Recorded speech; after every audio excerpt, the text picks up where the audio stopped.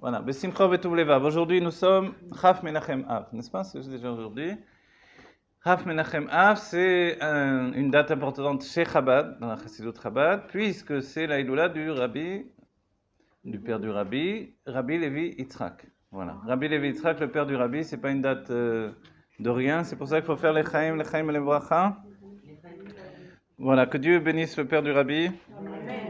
Et qu'il revienne immédiatement devant nos yeux parce qu'il n'est pas mort, il vit de manière éternelle évidemment. Donc nous qui ne vivons pas dans cette optique de Géoula Mitit Vashlema qu'il a contracté depuis la naissance, qu'il a transmis à son fils et que tous les rébéim ont transmis de père en fils et de conscience en conscience, au niveau où les chassidim ont dit l'An Mourazaken a fait Triatametim avec nous. C'est des paroles déjà de l'époque de l'An Mourazaken. Donc il faut se rendre compte que c'est là qu'il y a la Géoula, que la Chassidut Chabad c'est comprendre que la vie est éternelle. Il ne tient qu'à nous qu'elle ne soit éternelle dans cette réalité dans laquelle nous vivons. Et c'est pour ça tous les développements du Rabbi, on va pas revenir sur le fait de Aleph, Alufo Shel Olam, dans la Gola, Geoula. Voilà, le Rabbi a répété ces enseignements-là. Les Chaim à notre Rabbi Mener Mashiach, sans lequel on serait éternellement en galoute. Et c'est pour ça que le Mashiach, c'est ça, c'était cet homme fantastique, démesuré qui nous fait passer dans la conscience de Géoula. Voilà, à chacun d'entre vous, beaucoup de force pour donner les derniers, pour vivre ces derniers instants de passation entre la Géoula telle qu'elle est dans une conscience d'exil vers l'instant présent immédiat de la Géoula telle qu'elle se dévoile en nous dans la conscience de Géoula. C'est-à-dire libérer la Shrina. La Shrina, c'est Shochenet qui réside, la présence de Dieu qui est en nous et qui fait que tout est Dieu, nous sommes Dieu, changer de point de vue. C'est la Géoula. C'est pour ça qu'il faut ouvrir les yeux, être piquer, voir depuis les yeux du Créateur. Et nous voir nous-mêmes comme une créature, et c'est pour ça que l'on continuera à être cette structure qui peut être appelée l'exil, mais dans lequel se dévoile la Géoula.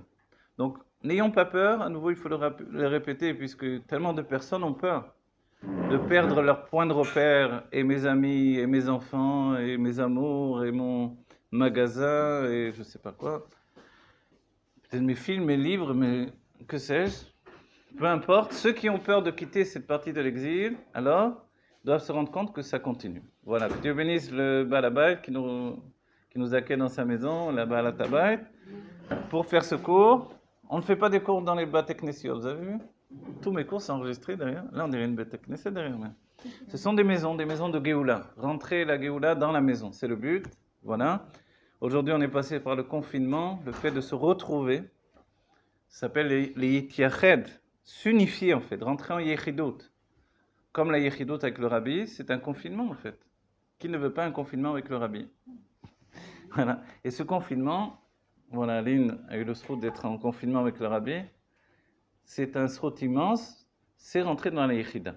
Et la Yechida, finalement, c'est elle qui nous introduit dans l'essence de Dieu. Comme Boel Paro rentre dans la réalité de cet exil qui n'est pas une réalité physique, matérielle, organique, mais qui est en fait une réalité intemporelle.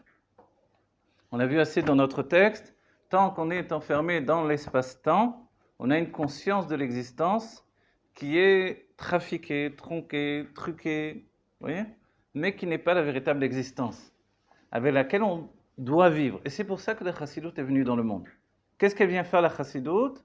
Nous dire qu'au quotidien, on doit vivre avec Dieu. Mais pas comme l'idée grâce à Dieu, etc., ce qui est magnifique déjà, qui est le commencement, mais plus encore. L'An Mourazaken a misé sur autre chose. C'est construire une conscience divine au quotidien. C'est pour ça qu'on étudie. On étudie des textes qui nous dépassent, qui parlent de monde divin, où a priori on n'a jamais été, comme si on parlait de, j'en sais rien moi, de la Grèce ou de la Tchécoslovaquie, on n'a jamais été là-bas. Mais là c'est beaucoup plus, on parle de monde divin. Et la réalité c'est Bishvili Nivra Olam, pour moi le monde a été créé, tous les mondes. Le monde, c'est le LM, le voile. Donc, dès qu'il y a un monde, il y a un voile. Donc, le voile du monde de Bria a été créé pour moi. Je commence déjà un peu haut, comme ça, on va plus vite. Le voile du monde de Hatzilut a été créé pour moi. Le voile du monde de Tohu a été créé pour moi. Le voile du monde de Akudim et de Adam Kadmon, et puis même le voile de l'intimité de Dieu dans le Théro Ilaha, tout ça, ça a été créé pour moi. Mais là-haut, il n'y a pas encore de voile en vérité. Le seul voile, c'est l'acceptation.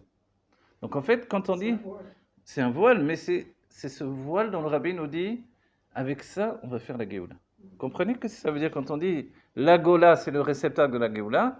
Ça veut dire que c'est un voile dans lequel on introduit la lumière de la Géoula, le Aleph. Donc ce voile, c'est notre réalité. Vous comprenez cette idée-là? J'ai une image, l'Avdil, ça fait rien. Cette image, je me rappelle un vieux film, des fois je vous le cite, comment ça s'appelle, Les Enfants du Paradis, le titre est beau.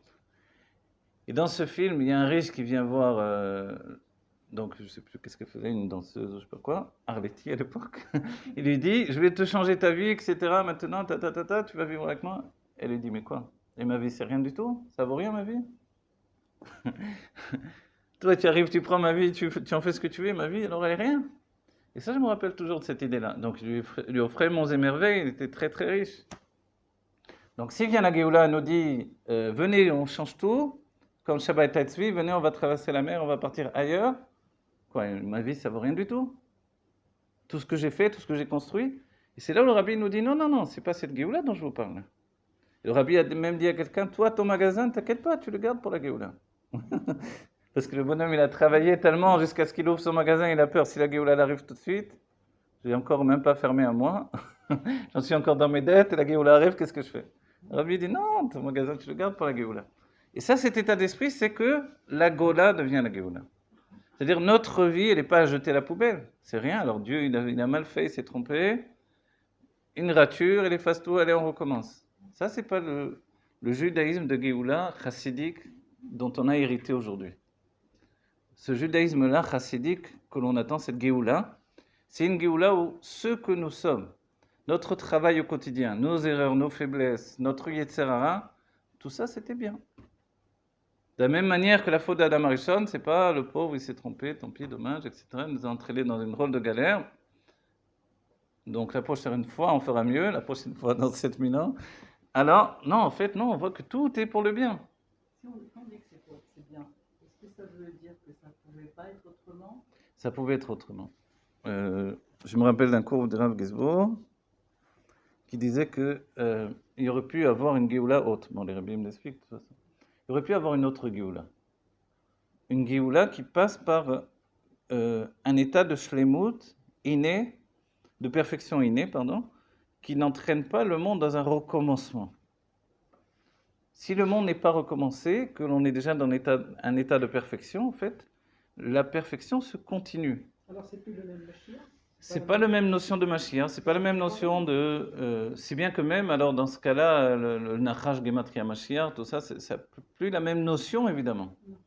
Mais dès que le moment où le Nachash nous entraîne vers une Géoula qui est autre chose que ce que l'on possède déjà, c'est pour que l'on possède cette autre chose. Donc aujourd'hui, quand on a obtenu cette autre chose, ce sont nos vies, ce sont nos Gilgulim, nos réincarnations, c'est tout ce que l'on a passé vraiment de pays en pays, de vie en vie, de pèlerinage en pérégrination, tout ce qu'on veut. Tout ce que l'on a vécu jusqu'à aujourd'hui, ce n'est pas à jeter à la poubelle. Comprenez? Ma mère, mon père, mes frères, mes sœurs, etc. Ah, mais ils n'étaient pas religieux, ils n'étaient pas très gentils, etc., etc. Tout ça, ça rentre dans la Géoula. Vous comprenez? Mais s'il était vraiment pas gentil, mon père. On lui mettra 2 gifles dans la Géoula. Mais après, on va avancer avec ça. Lui aussi, il va étudier la Chassidou. Lui aussi, il va dire c'est Dieu, c'est ce que j'ai étudié. Un juif, il a toujours étudié dans le ventre de sa mère, n'oubliez pas. Donc, il connaît toutes les choses. Que les juifs? Que les juifs. Tous ceux qui ont une âme juive. Parce qu'ils disent quand on met ça. Voilà, quand on met ça. Alors, pourquoi les non-juifs font ça aussi? Parce que c'est le libre arbitre du juif qui soit fait à notre image. Mais c'est vrai que ce geste-là de l'ange qui s'appelle Laïla, dit Tikkun Azoa, cet ange-là, il fait ça pour nous faire oublier la Torah que l'on a appris dans le ventre de la mer. Pourquoi? Pour se recommencer. Et pourquoi? Entre autres choses, parce que cette Torah n'est pas humaine. C'est une Torah divine. Donc c'est un cadeau. Mais Dieu, qu'est-ce qu'il en fait de la Torah divine? Pour laquelle vous n'avez pas lutté, vous n'êtes pas donné du mal, vous n'avez pas cherché, vous n'êtes pas... voyez? Cette Torah, c'est celle qui est la plus intéressante pour Dieu. Excusez-moi, je n'ai pas compris. Pourquoi les goïms ont aussi Ça, c'est pourquoi les goïms dorment, pourquoi ils ont ce signe sur le visage, puisque c'est pour faire oublier la Torah, pourquoi ils sont comme nous dans tous les points, pourquoi il y en a qui sont très beaux, certains sont très intelligents, alors on va dire, quoi? Certains sont des grands artistes, des grands savants, Comment c'est possible, puisqu'on est le peuple élu, donc on doit être supérieur dans tout, a priori. Parce que c'est justement la forme de libre arbitre que Dieu a choisie. C'est de pouvoir dire « Ah là là, j'aimerais être comme lui ». C'est pas dire, parce qu'on n'a pas à vouloir être comme un autre en réalité, même un autre juif. Même si je dis « Ah, je voudrais bien être comme le rabbi ». Mais le rabbi, il s'en fiche que tu sois comme lui. Le rabbi veut que tu sois toi. Vous voyez? Donc chacun doit vouloir être comme soi-même. Qui plus est de vouloir ressembler à un non-juif, il n'y a pas d'intérêt pour le juif quand il a compris la structure profonde du judaïsme. Une âme divine, c'est une conscience divine. C'est une responsabilité divine. C'est que Dieu nous choisit pour nous remuer les tripes sans arrêt avec cette conscience divine qui ne nous laisse pas de tranquillité. Jusqu'à la Géoula Métil Vachlema. Après, commence le vrai travail. Parce qu'on aime travailler, c'est pas vrai. Même les hommes qui sont fainéants de nature, même les Chokhma, les Chaya, même Madame Arishon. Alors, les Ovda ou les Shamra, c'est qu'il y a quelque chose à faire dans la vie. Même quand on est au Gan Eden tout seul, et que tout est Dieu. Et non Milevado. Donc la Géoula, c'est de travailler dans le positif. Ce que le Rabbi a imagé dans le terme de la Vod Beofen Shel Menucha. Vous vous rappelez? Travailler d'une manière reposée. Reposée, vous voyez? Travailler d'une manière reposée, voilà. Vous aimez faire la peinture, vous êtes un peintre, vous êtes doué, mais ne dites pas c'est pas du travail. C'est un travail de dingue, ça vous épuise. Mais pourtant, il y a un vrai plaisir de le faire. Au moment où vous le faites, la première personne émerveillée, c'est le peintre lui-même. On dirait qu'il a fait... Après coup, il se calme. Mais sur le moment, il est... C'est vrai. Même Picasso qui faisait des trucs tout tordus, il a dit « Waouh, j'ai fait quelque chose de beau. » Et ça a marché, il a réussi à transmettre son message à l'humanité. Je suis un bon peintre qui peut faire des belles choses et je préfère faire tordu. Parce que tout est tordu finalement. Ça veut dire, par là, dans l'idée que la torture de l'âme humaine, c'est quelque chose de tordu. C'est ce qu'a dit Freud dans la psychologie. Oui, chacun l'a exprimé à sa manière. C'était le début du siècle. Ça a mené les guerres qui sont venues, etc. Donc, que vient faire la chassidoute après tout ça? Et depuis toujours, elle veut dire non. La torsion, en fait, d'un olivier, c'est ce qui le rend beau. Il n'est pas tordu, il est noueux. Il se travaille.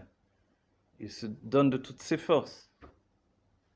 Et en définitive, il est humain. Et ça, c'est ce qui est merveilleux. Comme on est la Iloula du père du Rabbi, alors on va signaler du père du Rabbi que Charles Chaim Ben Idel et Myriam Mania reviennent immédiatement, Teref Umiyan Mamat, on a Géoula Mitiv Vashlema.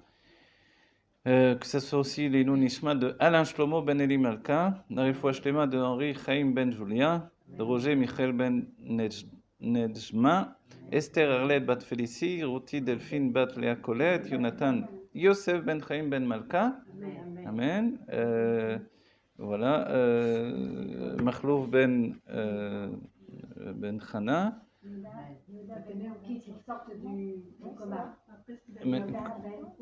Yehuda Ben Koki qui sort du coma immédiatement. Terefoumian Mamash, voilà. On est tous un peu dans le coma, lui un peu plus. Voilà, que ce soit à notre niveau. Manu Shlomo. Ben Daniel Gemara. Gemara, comme ça? Qu'est-ce qu'il y a là? Refoua Shlema, Terefoumian Mamash. Voilà, qui est même plus lieu de dire Refoua Shlema parce qu'on est tous barris. Et on a dit, et c'est vrai, vous l'avez dit, vous avez parlé de ça par rapport à votre père. L'une des choses les plus importantes de la chassidoute, c'est de comprendre qu'il y a un état qui précède la création. Quand on n'est pas créé, on est émané, une émanation, c'est le monde de Hatzilut. Dans le monde de l'émanation duquel on vient, il n'y a pas encore de naissance, il n'y a pas encore de bria, il n'y a pas encore de faute d'Adam Rishon. C'est ce qui est dit que Rabbi Meir était remonté avant le niveau de la faute, vous voyez? C'est ça, c'est qu'il atteint le niveau du monde de Hatzilut. Et donc, dans ce cas-là, forcément, on ne peut pas mourir puisqu'on n'est pas encore né. On a réparé la faute. Voilà. Il n'y a pas de faute. Voilà, on a réparé de la faute dans le sens où il n'y a plus de faute. En fait. Voilà. En fait, l'idée, elle est merveilleuse. Et c'est tout un système. Et c'est pour ça que la Kabbalah du Harizal est importante, malgré qu'elle nous enferme. Mais à nous de nous délivrer grâce à la Chassidut, c'est de comprendre qu'en fait, c'est juste des niveaux. Il y a un niveau qui s'appelle le monde de Bria, c'est le commencement de la création. Si je suis créé, donc je suis, entre guillemets, limité.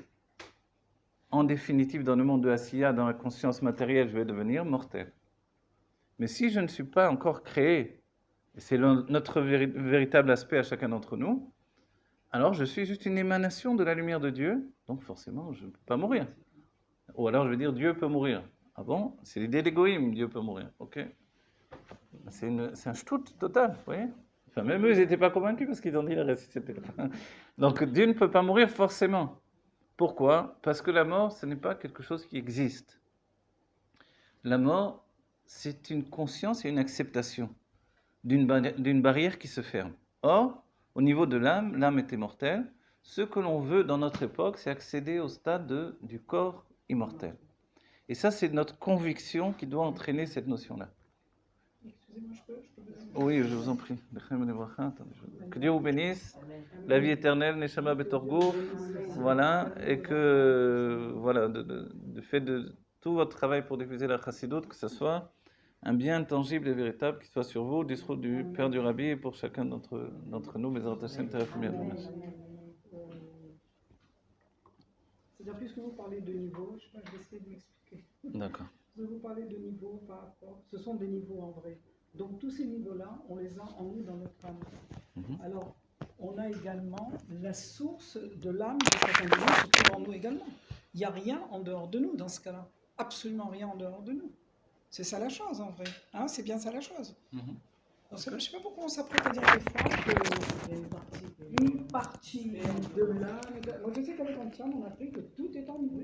Ce sont des niveaux. Sinon on comprend. Alors, ceci dit, il y a regardez, pour ce genre de contradiction que vous soulignez, le Rabbi donne une phrase des sages qui dit la Chassidut, elle utilise le système où la Torah est pauvre à de certains endroits et riche à d'autres endroits.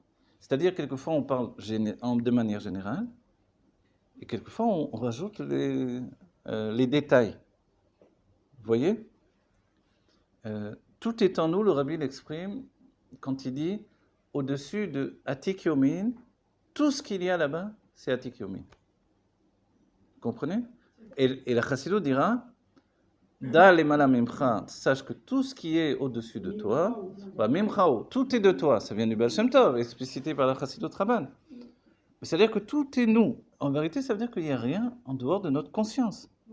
C'est-à-dire que Bishvili Nivra Olam, c'est-à-dire que Dieu crée. Oui, pour vous, personnellement, dès que vous avez conscience, par exemple, d'un monde divin, ce monde existe tout à coup. Ce monde commence à exister à l'instant où vous en prenez conscience. Parce que votre conscience de l'existence est personnelle. Ce n'est pas celle du voisin. Le voisin, lui, il est, je sais pas moi, convaincu que le monde est une réalité absolue. Et tout commence et se termine là. C'était l'idée de Caïn. C'est une idée révolutionnaire au départ chez Caïn. Aujourd'hui, c'est une idée communiste. Vous voyez, comment vous dire? Mais cette idée communiste, elle existe dans la Chassidut, dans la Kabbalah, chez Caïn, qui disait non, l'important c'est cette réalité-là, il n'y a rien d'autre qui existe. Est-ce qu'il avait tort? Non, il n'a pas tort. Si bien que le côté positif de cet enseignement-là, on le dit dans la Chassidut, vis intensément l'instant présent. N'existe que ce que tu vis. Mais l'instant présent, c'est un monde intermédiaire. L'instant présent, c'est un monde intermédiaire qui nous amène vers le prochain instant présent. L'instant présent, vous savez, c'est quoi? On dit déjà que c'est un espace-temps. Oui, mais l'instant présent, vous savez, c'est quoi? Espace dans le temps. Voilà, je vais vous dire c'est quoi l'instant présent. C'est comme une percée au-dedans de vous-même. Et l'instant présent, il nous permet le passage entre le passé et un futur. Je sais bien ce que vous dites. Mais, vous vous rappelez, dans le journal d'un jeune homme d'Espagne, toute l'idée même de la fin du livre, de ces 5 livres-là, c'était l'idée de justement, le personnage vit intensément avec l'instant présent. Le personnage de Yona, qui représente la malchoute en fait. À la différence des autres qui sont en projection kabbalistique de la vie, etc., lui, non. Il vit avec ses erreurs, avec ses craintes, avec tout dans l'instant présent. Oui, mais l'instant Hein? présent, est-ce qu'il ne nous permettrait pas justement de passer d'une dimension, d'aller visiter le passé et de le ramener au présent pour transformer. Alors, en d'aller quelque visiter le sorte- passé, de le ramener au présent pour le transformer. Alors oui, ça, ce que vous dites, c'est une autre notion que le rabbi explique. Ça s'appelle la notion de l'état quel est ma frère. Évidemment, ça existe en psychologie plus ou moins prononcée. On est dans une Ouais. plateforme où justement. Je vais traduire, hein, on peut excusez-moi. agir Voilà, je vais traduire ça. dans le temps. Voilà. Et c'est ce que vous dites. C'est pour ça que je vous dis, comme une percée, on rentre dans quelque chose. Je vais vous dire le secret de l'instant présent, c'est qu'il n'existe pas. Oui. Exactement. Et parce qu'il n'existe pas, notre marge de libre arbitre est la plus grande qui existe. Tandis que le futur existe déjà, le passé existe encore, mais l'instant présent n'existe pas. C'est une passerelle. Voilà, c'est une passerelle entre les deux. C'est notre marge de libre arbitre. Maintenant, tout dépend comment elle est, cette marge de libre arbitre. Elle est très tenue ou très large. Tout dépend de ma conscience. Maintenant, le terme de tout à l'heure, l'état quel est ma frère, ça veut dire de réparer après coup. Vous voyez? La Torah nous dit Hachem Melech, Hachem Malach, Hachem Yimloch Leolam Vaed. Pourquoi on répète ça tous les jours? Dieu était le roi, Dieu est roi, et Dieu sera le roi. Autant dire, écoute, tu sais quoi, tout ce qui s'est passé de ma vie, c'est toi. Mais alors, quand on dit il Qui a faut décidé? profiter de l'instant présent, Oui. s'il n'existe pas, Justement, profitez-en. C'est vous qui le faites exister. Vous ne pouvez pas dire c'est une fatalité l'instant présent, parce que... toujours il faut profiter de l'instant. Ah, mais non, voilà. Ça, c'est la galoute, déjà. Non, mais regardez bien, profiter de l'instant présent, ça veut dire profiter de ce que vous allez en faire. C'est ça ce que ça veut dire. Pardon? Profiter de ce que vous allez en faire. Ah. Qu'est-ce que vous en faites de cet instant présent? Quand vous êtes dans un cours de Torah et que vous apprenez à donner à votre esprit d'être positif, vous positivez l'instant présent. La Géoula, ça va être ça, ça va être l'instant présent éternel, dans une projection absolument libre dans le passé, le futur, dans un voyage extraordinaire de toutes les dimensions. Parce que pour l'instant, on parle que de passé, de futur. Mais si vous avez d'autres notions encore, d'autres temps, est-ce que c'est possible? Non? Est-ce qu'on a pu penser qu'il y a peut-être, vous savez, une autre chose? C'est le passé, le futur du passé, par exemple. Ou le passé, le futur du futur. En plus du passé, du futur, du présent. Oui, si vous voulez, ça prend- Quand vous rentrez dans le passé, le futur du passé, dans mon passé, je pensais, ah là là, je sais pas moi, quand j'aurai 25 ans, ma vie va changer. Ma vie va changer. Quand, je sais pas, j'irai en Israël, je serai heureux. Je serai heureux ou j'ai été malheureux. Alors, quand je retourne dans la Géoula, en arrière, dans cette idée-là, j'inscris le bonheur de la rencontre avec mon âme, avec Dieu, avec la terre d'Israël, avec le... C'est ça l'état quel est ma frère, c'est-à-dire rentrer dans le passé et être capable de projeter un futur d'éternité. Le présent, c'est la possibilité justement que tout est possible. Tout est possible. Le présent, c'est la possibilité dans ce monde que tout est possible. Exactement. C'est l'instant où on écrit bonjour, bienvenue. C'est l'instant où j'écris la nouvelle éternité. Exactement. L'instant où j'écris la nouvelle éternité, c'est mon libre arbitre. Mon libre arbitre, c'est d'être l'arbitre de ma liberté. Vous comprenez? Parce que ça veut dire libre arbitre. Mais il faut lâcher la Hein? peur aussi, bien. Voilà. D'être l'arbitre de ma liberté.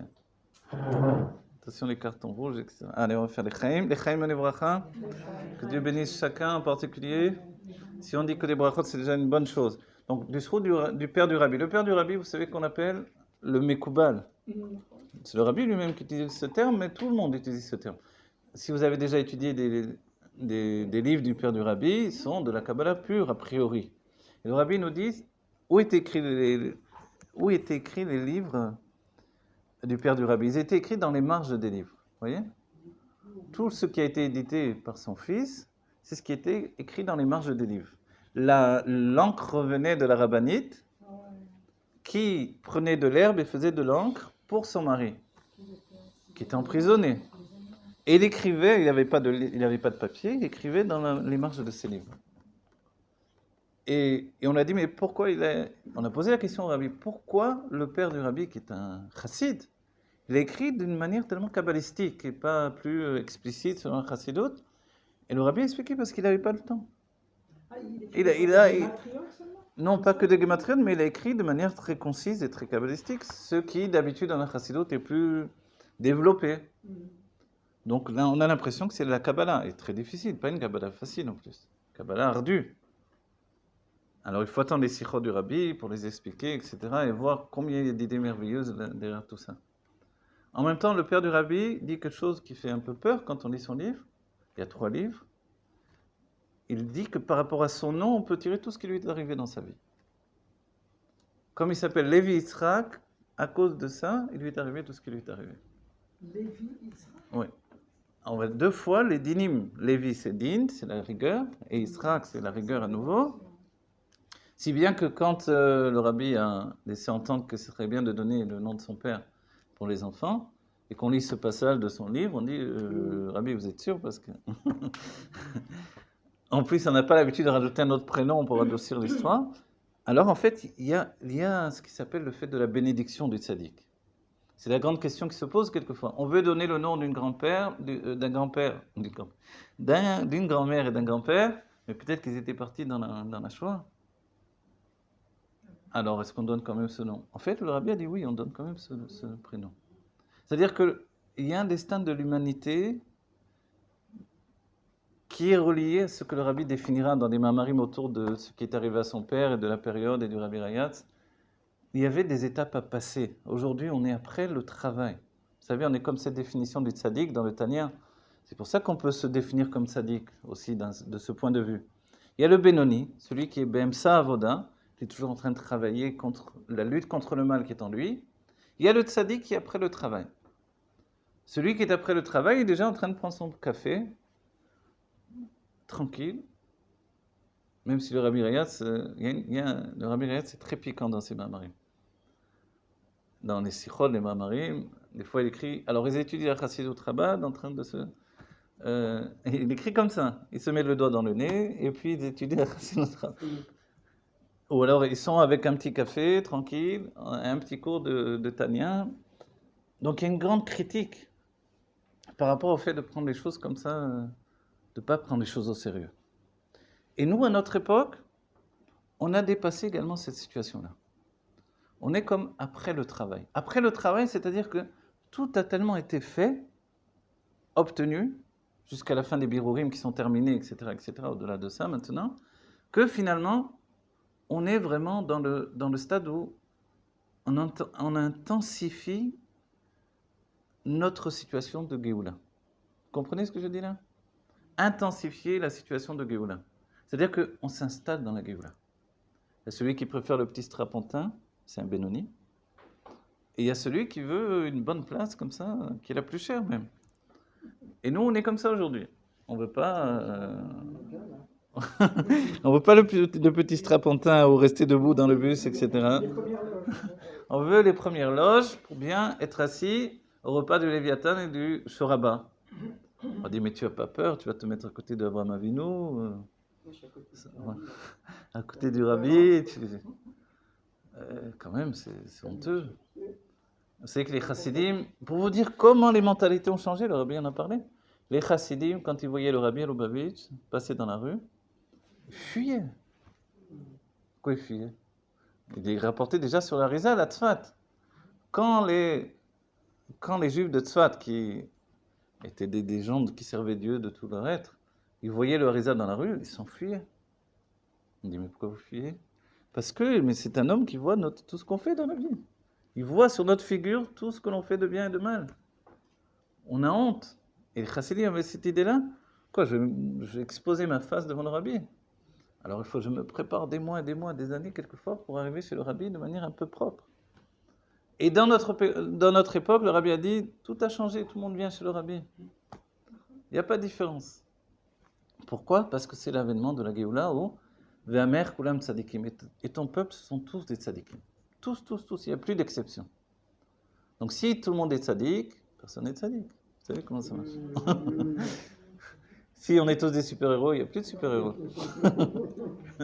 On a tous des pouvoirs spéciaux, mais on est tous des gens normaux, quoi. Donc c'est ça notre Géoula. Mais du coup, cette notion, on est tous des gens exceptionnels, c'est devenu une généralité. Alors on va dire, alors quelle différence entre les uns et les autres? La différence, c'est mon humanité. On est tous exceptionnels, mais qu'est-ce qui m'identifie en fait? Des fois, quand... Amen. Quand j'ai vu des images un peu... quand on voit des Chinois, par exemple, quand on est européen, de l'autre côté du monde, on va dire, on a l'impression qu'ils sont tous pareils. Ils ont tous la même figure. On se dit comment ils se reconnaissent les uns des autres, quoi. C'est une image un peu comme ça. C'est grossier, c'est... Ok, c'est sûr qu'ils se reconnaissent, mais il y a une image un peu... Tout le monde est pareil. Et on va dire, mais si on est tous des tzadikim, comment Dieu nous reconnaît les uns des autres, finalement? Dans les époques passées, chacun a tellement donné de lui-même, et sur une nefesh, ceux qui sont morts comme ci, ceux qui sont morts comme ça. Aujourd'hui, on ne veut plus mourir. Alors, qu'est-ce qu'on a de spécial? Alors Dieu nous reconnaît. Alors lui, il boit le café comme ça, lui, il ne prend pas de sucre, lui, il prend un sucre. Lui, il aime bien une anisette avec plus d'alcool et moins d'alcool. Lui, il aime bien rigoler de cette blague-là, lui, il aime bien cette histoire-là. Lui, En fait, lui, il a quelque chose de particulier, d'unique, et c'est la même chose quand une mère est capable de reconnaître tous ses enfants et de les connaître. Vous savez que le Rabbi Rayaz, dans son livre sur ça s'appelle Klalé Achinour Ve'adracha, vous connaissez sûrement ce livre-là, la généralité de l'éducation et de l'Adracha et de la direction, comme on doit éduquer et diriger. C'est pas seulement les enfants, les adultes et nous-mêmes. Et ça commence par l'éducation du méchaner. Celui qui éduque doit s'éduquer. Autrement, il n'est pas un éducateur. Donc en tant que parent aussi, c'est vrai qu'on n'est pas toujours des éducateurs, puisqu'on est plutôt à la va comme je te pousse, de manière naturelle. Donc éduquer, c'est être en état d'éduquer. C'est-à-dire être en situation d'analyse. Et il nous dit, la base de l'éducation, c'est 1, se connaître soi-même, 2, connaître la personne que l'on doit éduquer. Donc quand on parle de ses propres enfants, de ses élèves, on doit être à même de les analyser suffisamment pour comprendre leur personnalité. Et ne pas risquer de les diriger dans une voie qui n'est pas la leur en fait. Tout le travail, tout ce que l'on peut donner de mieux pour nous et pour les autres, c'est d'aider quelqu'un à grandir. Chacun doit faire un voyage vers lui-même. Et ce voyage, il peut être long et court ou court et long. Court et long, c'est quand on vous fait croire monts et merveilles, tu vas voir, tout va aller bien, tu vas faire ça, tu vas faire, tout va aller bien, et puis les années passent, on n'a pas bougé. Celui qui vous dit, c'est du travail, la chassidut rabbah, c'est un chemin long et court. Les chassidim, n'oubliez pas, vous vous rappelez ce que disaient les chassidim à l'époque? Ani avati shanim venisharti ota behema. J'ai travaillé des années, je suis toujours resté le même animal sauvage. Vous voyez ce que ça veut dire? Nous, des fois, on peut se dire ça aussi. J'ai beau lever le petit doigt quand je bois comme ça, mais je suis toujours le même animal sauvage d'une certaine manière. Donnez à un enfant de vous monter bien les nerfs, vous allez voir. Tout à coup, hop, c'est un cosaque qui se réveille. Alors, qu'est-ce qui se passe? Alors, tu étais si gentil, si tendre, si affectueux. Qu'est-ce qui s'est passé? En fait, on explique que le chemin est long. Mais ce chemin qui est long, il vous transforme de l'intérieur. Vous savez comment vous faites? Je crois que j'en ai parlé un peu de ces images-là dans mon livre Fidol. Quand vous cuisinez, vous retournez la nourriture. C'est interdit Shabbat, vous vous rappelez ça? Non. Shabbat, c'est interdit d'enlever une casserole de la plata et de prendre la cuillère et de retourner. Pourquoi c'est interdit? Quel rapport? Du moment que je l'ai enlevé de la plata et que je compte la remettre, et même si je ne veux pas la remettre tout de suite, je ne peux pas retourner les aliments. Pourquoi? Parce que c'est une forme de cuisson. En retournant les aliments, vous faites que ceux qui sont au-dessus vont être en contact avec l'intérieur, donc ils vont cuire. Comment on fait cuire? On retourne les aliments à l'intérieur. Alors, immédiatement, non. Ce que vous pouvez faire, il faut d'abord le verser dans un autre keli, et après, alors, en servant, vous le servirez d'une manière. Voilà. Si c'est, je le retire de la plata, oui, encore de la remue, oui. Et je sers après. Ouais. Alors non, vous ne remuez pas, justement. Vous ne devez pas remuer. Mais si vous le passez dans un autre keli, oui. Pourquoi? Parce que l'autre keli, il va être froid. Mais le premier keli, c'est keli rishon. le premier réceptacle, il cuit. Donc quand vous retournez les aliments, ceux du dessus vont cuire, vont continuer à cuire en étant en contact avec le dessous. Vous vous êtes rendu compte des fois, vous éteignez le feu, ça continue à cuire. Pourquoi? Parce que le keli rishon, le réceptacle, la casserole, elle a emmagasiné la chaleur. Donc retournez. Et notre vie, c'est ça quelquefois. Dieu nous prend notre vie, il nous retourne comme ça. C'est-à-dire des choses qui étaient il y a très longtemps, qui n'avaient plus aucun rapport avec moi, il vous prend avec une cuillère et vous retourne les choses à l'intérieur. Donc les choses, on les Voilà, laisse. exactement. Et le travail des enfants, c'est vous retournez comme ça, jusqu'à ce que vous n'en pouvez plus. Il y a un grand truc, je vais vous dire. On peut être le meilleur père, la meilleure mère, le meilleur époux, la meilleure femme, si on n'est pas fatigué. C'est vrai. Si on est donc en pleine forme, qu'on est tranquille, qu'on est de bonne humeur, qu'on a bien mangé, que tout est calme, qu'on est serein, alors on est les meilleures personnes du monde. Mais comme la plupart du temps on est fatigué, on a faim, on n'est pas bien, on a chaud, on a ci, on a là, alors forcément on n'est pas en état. Comme ils disent les Israéliens, j'ai les nerfs ou j'ai pas les nerfs, c'est la même chose. Donc vous voyez, c'est-à-dire, on n'a jamais les conditions. Ça c'est Dieu qui nous retourne tellement qu'on est toujours à fleur de peau. Donc, à la moindre occasion, on explose. Voilà. Dans quel but? Dans quel but? De voir jusqu'à quand on est capable de sortir tout ce qui est à l'intérieur. Vous voyez? En vérité, je vais vous dire un truc. Quand on se voit... Moi, je me rappelle, il y a maintenant très très longtemps, il y a des siècles. Non, il y a des années.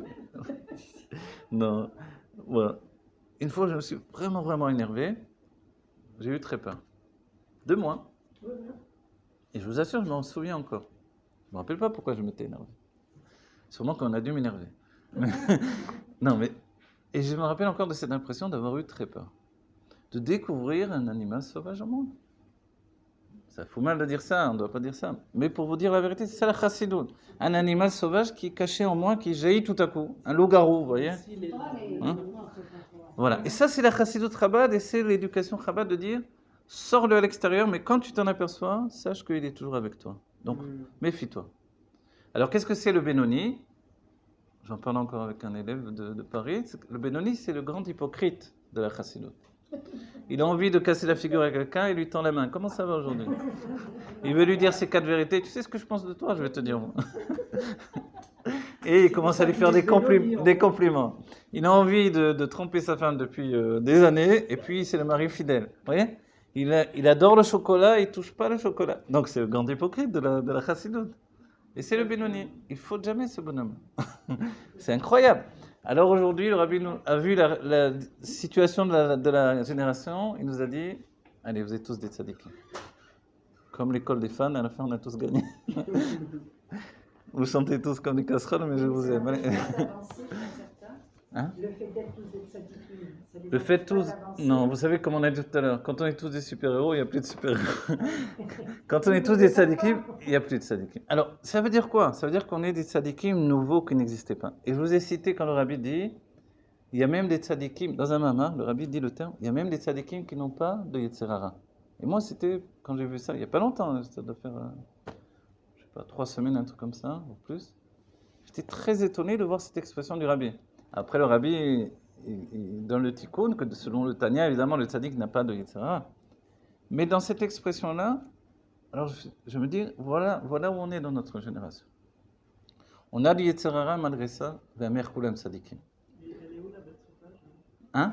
Qu'est-ce qu'il en est de la bête sauvage? La bête sauvage, en fait, c'est l'animal de compagnie que l'on doit, on la garde avec nous. Si on Voilà. lui donne la vitalité Voilà. de l'âme, Voilà, l'âme animale. Regardez, j'ai lu ce Shabbat un mamar du rabbi qui dit, Davka qui parle du rabbi, du père de son père, et qui dit en fait, quelle est la différence entre celui qui, tous les juifs peuvent, celui qui est comme tous les juifs, qui peuvent à chaque instant se donner pour Dieu, Bikudosh Hashem, et celui qui, comme Rabbi Akiva, l'a fait réellement. Alors il nous dit la différence. Rabbi Akiva aussi pouvait mourir Bikudosh Hashem. Et toute sa vie, il a voulu y arriver. Pourquoi? Parce qu'il y a entre pouvoir exécuter quelque chose de supplémentaire. Et il dit, ce n'est pas pour l'âme divine. Une nature innée de s'annuler dans le Kiddush Hashem. Pourquoi? Parce que l'âme divine, c'est naturel, elle a tout le temps envie de mourir pour Dieu. Du matin au soir, elle a envie de mourir pour Dieu. Mais comment on fait quand Ah. la journée ne se passe Voilà. Alors regardez. Et le rabbi dit, en fait, l'âme animale, elle ne veut pas du tout mourir. Mais elle est prête à chaque instant de le faire pour Dieu. Et c'est ça le chidouche, c'est l'âme animale. Donc aujourd'hui, notre âme animale, en fait, il y a certains moments de notre vie, on dit, écoute, c'est plus facile, viens. Hasta luego, comme on dit, je meurs un bon coup, et c'est fini. Non? Ouais. Pourquoi je vais me casser la tête, hein? Ah oui, je sais ce que je dis. Attendez, c'est un autre... oui, je vais. Je sais, c'est ce qu'on est en train de dire. On va y arriver, vous allez voir. Alors, l'âme animale, en fait, c'est celle qui vous rattache à une réalité divine. C'est ça le secret. Cette âme animale, on en a besoin d'abord, pour le dernier korban qui s'appelle le korban Toda. Avec quoi on veut faire ce korban si on n'a plus d'âme animale? On ne va pas quand même donner l'âme divine sur le misbéa. Alors, on doit porter un animal. Que ce soit une brebis ou une brebis loup-garou. Vous voyez? Parce qu'au moment où elle a les nerfs, elle devient loup-garou quand même. Hein? Le korban Toda, c'est notre animal. Et d'après le Rambam, c'est le dernier korban. Voilà. Et quoi d'autre? Alors, ce korban-là, on va le donner pour terminer l'exil. Maintenant, le côté divin, ce qui est extraordinaire, c'est que l'âme divine, elle a tellement l'habitude de s'englober, de se donner à Dieu qu'elle ne recherche que ça. Elle a une ta'ava. Vous savez c'est quoi la ta'ava? Elle a un désir fou de s'unir avec Dieu. Vous voyez, comme un homme qui serait fou. La Gemara parle de ça. Vous savez, il y a l'image, si une femme enceinte a une ta'ava, elle sent une odeur, il faut lui donner à manger, même si c'est que Dieu préserve pas cachère, parce qu'elle pourrait être malade. Alors on dit, il faut essayer de parler au bébé. Vous savez comment on fait? Enfin, les femmes, vous savez maintenant. Il faut parler au bébé. Écoute, c'est pas cachère, c'est pas bien. Le jambon beurre, c'est pas pour toi. Attends la Géoula, mais sans le beurre, je te préviens. Voilà. Donc tout à coup, elle aurait envie d'une chose interdite, c'est pas normal. Donc il y a quelque chose. Ça ne veut pas dire que c'est un rachat qui est dans le ventre, ça veut dire que c'est un grand métakéner. Vous voyez, quelqu'un qui a la force de faire le tikkun comme Esav, qui aurait pu être un Baal Tshuva et le Mashiach même. Et on dit, la Gemara dit, mais maintenant si un homme, il a un tel désir d'une femme qu'il devient fou et ça le rend malade, est-ce qu'on peut lui permettre d'aller avec cette femme? Et ça, j'en dis non, tant pis. Tant pis pour lui. Tant pis, il va être malade, il va peut-être en mourir, et bien qu'il en meure. Vous voyez? Parce qu'on ne peut pas sacrifier une personne à une autre personne. Alors il y a cette notion de désir fou qui n'a pas de frein, où on dit il n'y a pas de possibilité de le rassasier, de le limiter. Et en fait, l'âme divine est comme ça avec Dieu. Ça va, tout va bien? Oui. Puisque c'est Dieu. Ça va, tout va bien? Oui. Moi, j'ai un problème. Puisqu'on est Oui, Dieu. tout est Dieu, c'est ça le syndrome de notre situation existentielle. Demandez, je vous... Mais pour ça, vous avez raison. Ouais. Lechaim, madame. C'est un mot de signe. Exactement, ce monde est une expérience folle. C'est un mot de signe. Elle nous a mis Un, le rôle beaucoup. d'une âme animale séparée C'est un mot de signe. mais l'âme animale, elle est dès le moment que le Imagine un petit peu comme ça.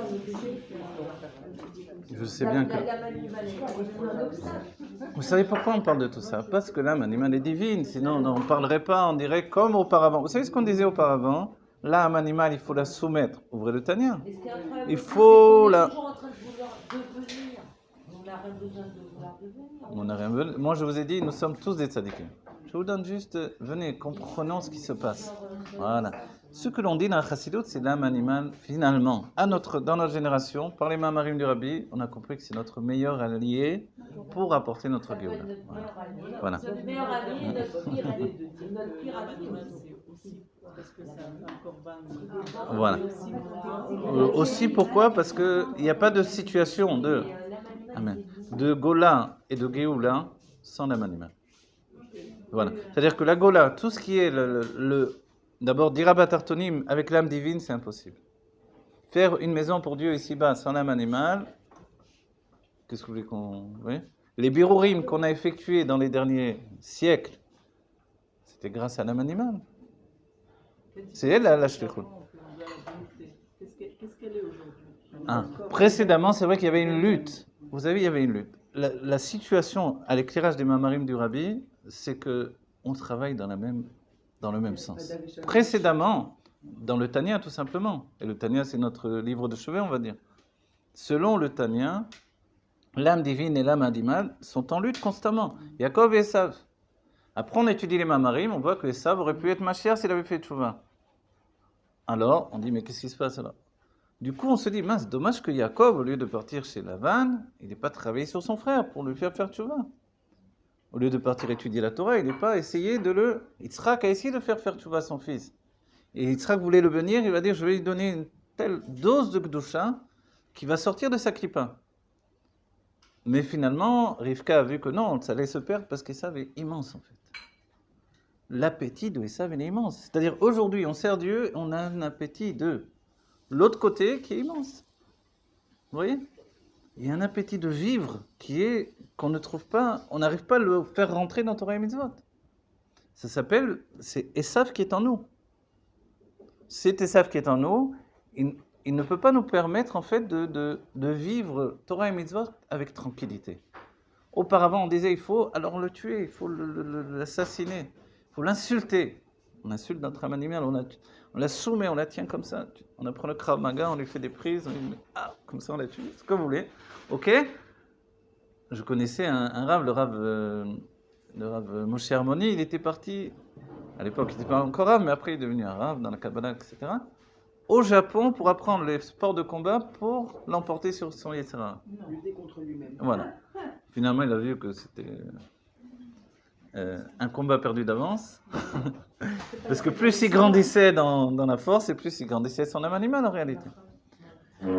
Donc alors c'est quoi le meilleur moyen? Le meilleur moyen, c'est celui-ci, c'est entraîner notre âme animale avec nous. Et en fait, c'est même pas ça. C'est décrit dans le Tanya. L'âme animale qui peut être comme une prostituée qui vient tenter le fils du roi. Elle vient l'entraîner vers la chute et pourtant il ne veut pas chuter. Et le roi ne veut pas que son fils chute. Et le fils du roi ne veut pas chuter non plus. Et l'âme animale ne veut pas qu'il chute. Mais lui, il ne sait pas, mais il a un désir fou de chuter. On va dire, bon, ok, mais il y a quelqu'un qui veut là, la faute dans tout ça. On dit, oui, il y a...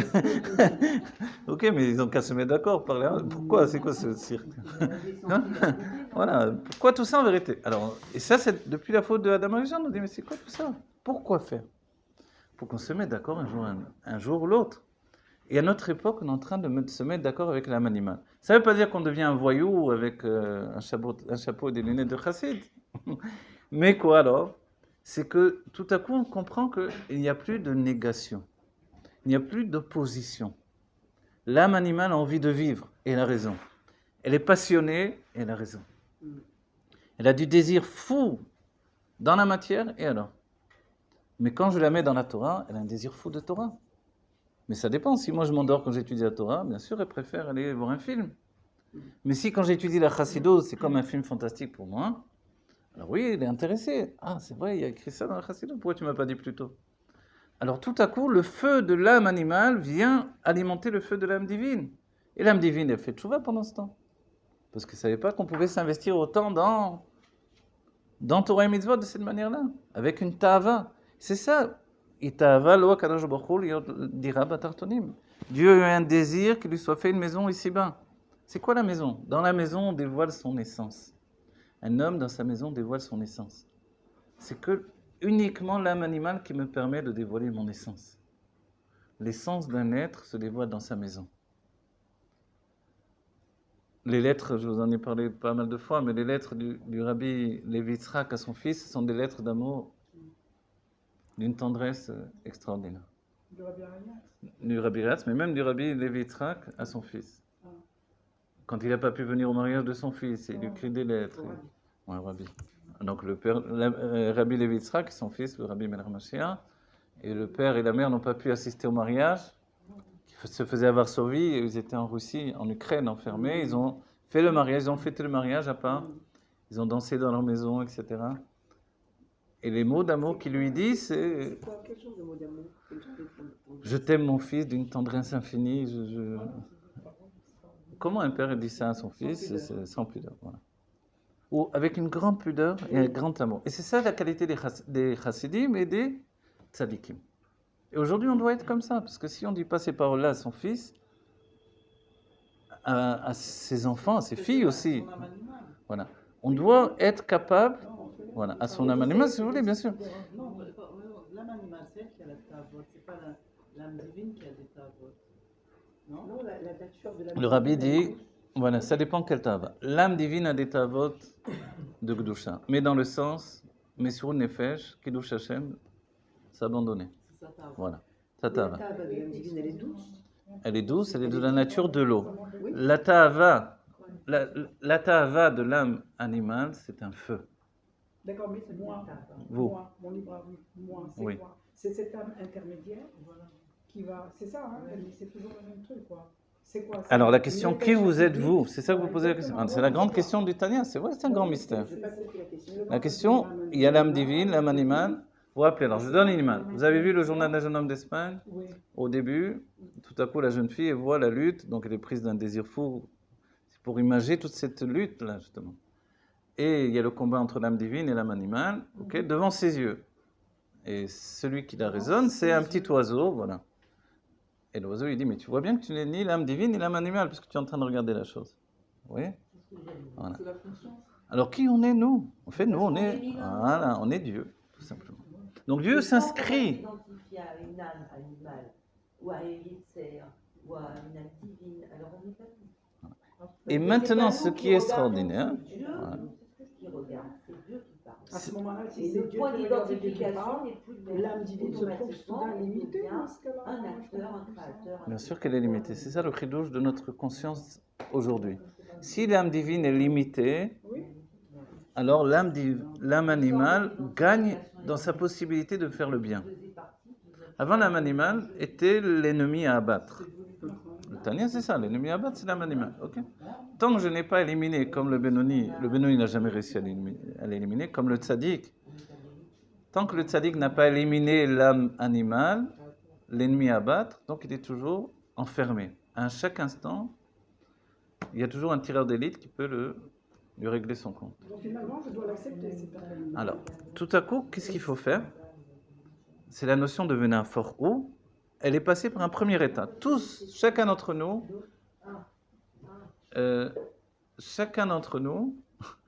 on a un moment ou un autre dans notre vie, depuis qu'on est des chassidim au moins, donc depuis toujours en réalité, on a fait itkafia, ne serait-ce qu'un jour, ne serait-ce qu'une seconde.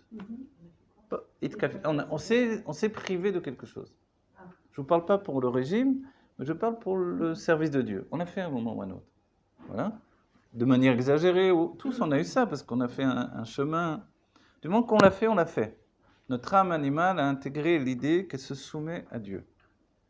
C'est-à-dire qu'elle soumet le mal qui est en elle. Qu'est-ce que le mal? C'est un désir qui n'est pas... vous savez, c'est comme de l'or, il faut le nettoyer, l'or, il n'est pas propre. Il ne vient pas propre comme ça dans la nature, il faut le nettoyer. Vous le faites fondre et après vous commencez à enlever ce qu'il y a de mauvais dans l'or ou dans l'argent, la même chose. L'argent, on va dire, c'est l'exemple habituel, parce que il faut le nettoyer, l'argent, pour avoir un argent pur. Ok. Donc en réalité, une fois qu'on a enlevé tout ce qui est mauvais, et ce qui est mauvais, c'est ce qui est inutile pour le service de Dieu. C'est-à-dire, on se traîne des charrettes pendant longtemps, jusqu'à un moment, on s'aperçoit que non, tout ça, on n'avait pas besoin. Qu'est-ce qui est moi-même, finalement? Moi-même, c'est cet être qui fusionne dans l'idée que tout est Dieu. Ça vous plaît, ça, non? Ou non? Je vais vous le dire pourquoi. Je vais vous dire oui, pourquoi ça va vous plaire dans 5 minutes. Vous allez voir. C'est tout votre livre, finalement. C'est l'identité humaine que l'on a dans notre vie qui est faite de cette explosion intérieure. Vous savez ce qu'est une explosion intérieure? C'est qu'à un moment, au-delà de tout, il y a le Tanya, il y a les Mamarim, il y a tout, et il y a moi. Et à un moment, c'est comme si je vais vous donner une image. J'en ai parlé il y a plusieurs années, mais je vous le dis à nouveau. Le Rabbi Lan Morazaka nous dit, à un moment ou un autre, on refera tchouva sur notre tchouva. Vous connaissez cet enseignement-là? La tchouva, sur la tchouva que l'on a déjà fait, elle est essentielle. Il y a une image d'une mère de famille qui tout va bien, ses enfants sont dans la Gdusha, tout, elle est contente, tout va bien. Et puis elle n'a plus envie de rien. On a tous passé ces moments-là, hommes ou femmes. C'est-à-dire qu'on en a ras-le-bol. Et pourtant, on n'a pas spécifiquement envie de tout jeter non plus. On sait que c'est bien. Intellectuellement, on a accepté, on sait très bien que tout ça c'est bien. Mais il y a une sorte de ras-le-bol de tout. C'est-à-dire une personne en réalité est capable de tout envoyer promener. Une femme peut envoyer promener son mari, sa famille, laissez-moi tous tranquille, vous me prenez la tête pour être poli. Alors, comment ça se fait? Jusqu'à ce qu'on décide qu'en réalité, il y a une part de moi-même que j'ai mis en dehors de la tmouna, en dehors de l'image de ma vie. Je l'ai expulsée. Parce qu'il ne me semblait pas qu'elle était cachère, qu'elle n'était pas religieuse, qu'elle ne rentrait pas dans le... Et à un moment, la tchouva sur la tchouva, c'est ça. Comment je suis capable de gérer l'autre part de moi-même que j'avais mis de côté? Je la réintègre dans la Vodat Hashem, dans le service de Dieu. Et quand je vais accepter d'être moi-même finalement, sans changer peut-être la structure extérieure, alors je vais devenir beaucoup plus humain. Et quand je deviens plus humain, en réalité, je deviens plus divin. Vous voyez, c'est ça le secret de notre vie. Plus je suis humain, plus je suis divin. Vous savez pourquoi? Parce que Dieu englobe tout. Pour Dieu, au bout du compte, il n'y a pas d'âme animale, d'âme divine, il n'y a pas de ci, il n'y a pas de ça. Tout est Dieu, et non milivado. Donc tout ça, on s'en fiche. Vous voyez? C'est très clali, très réducteur d'un certain point de vue. Si on s'en fiche de tout, il ne reste plus que Dieu et moi qui suis Dieu, tout est Dieu. Vous voyez? Et tout se termine là. Tout commence là. J'aimais bien l'image, tout se termine là, ça me plaît. C'est mon côté âme divine qui dit ça. Mon âme divine, elle dit, tout se termine là. L'âme animale, elle dit, hé, tout commence là. Bravo. Voilà. Vous voyez qu'on a besoin de l'âme animale. L'âme animale, elle a envie de vivre, Bekitsu. Vous voyez, comme les Italiens, ils ont envie de vivre. C'est quoi le plus beau fruit pour un Italien? C'est la tomate. Le plus bel épice, c'est le basilic. L'expérience de cette vie est merveilleuse. Il faut qu'on développe un peu plus que... Allez, que les allez. niveaux. Moi, j'ai Très bien. été C'est Nidvadot alors, allez. Dieu, Nidvadot et que de finalement, l'anniversaire la divine de Rabbi Levitz. Moi, j'aimerais bien développer... Dites-moi encore. Je ne suis pas le Rav Rothenstein, méfiez-vous. Finalement, le Rav Rothenstein me rappelle énormément. Peut-être qu'il fait descendre plus la chose, mais c'est beaucoup ancien. C'est ancien qui nous a Ouais. ouvert En fait, vraiment tout ça, voilà. En fait, il y a une période de mutation, de transmutation, transfiguration, d'exagération. Voilà. Non, je rigole. D'annulation. Ok. Et il y a un moment, je vais vous donner une image. Regardez, je vais vous laisser parler. Je vous dis juste une image personnelle. Alors, c'est moi qui parle. Le Rabbi Rachab a dit, en Nidvadot, on doit dire ce qui est dans notre cœur. Et comme ça, si ça nous intéresse, ça peut intéresser les autres. Après, comme ça, je vais entendre ce que vous avez à dire. Vous savez, quand j'écris une histoire. Et tout à coup, en pleine histoire, en fait, j'ai besoin de sentir une intensité très, très profonde dans l'écriture. Sinon, je n'ai pas l'impression d'être un écrivain. Je raconte une histoire, il se passe des événements, des trucs, ok. Mais s'il n'y a pas une intensité profonde dans l'écriture à un certain moment, je n'ai pas l'impression d'être un écrivain. J'ai juste, bon, il y en a des tas de gens qui écrivent des livres. Mais comment vous dire? Passer l'essence de votre être dans un moment d'écriture, c'est important pour moi, on va dire, plus que tout ce qu'il y a, les événements à venir dans le livre, etc. Sinon, c'est un peu technique. Mais ces moments où on s'abandonne dans l'écriture, où on se laisse aller, vous voyez, c'est plus important que tout. Et j'imagine la même chose dans la musique, dans notre vie, dans le couple. Vous croyez que c'est facile pour un mari de dire des mots d'amour à sa femme? Non, c'est pas facile. Une femme de dire des mots d'amour à son mari, c'est dur.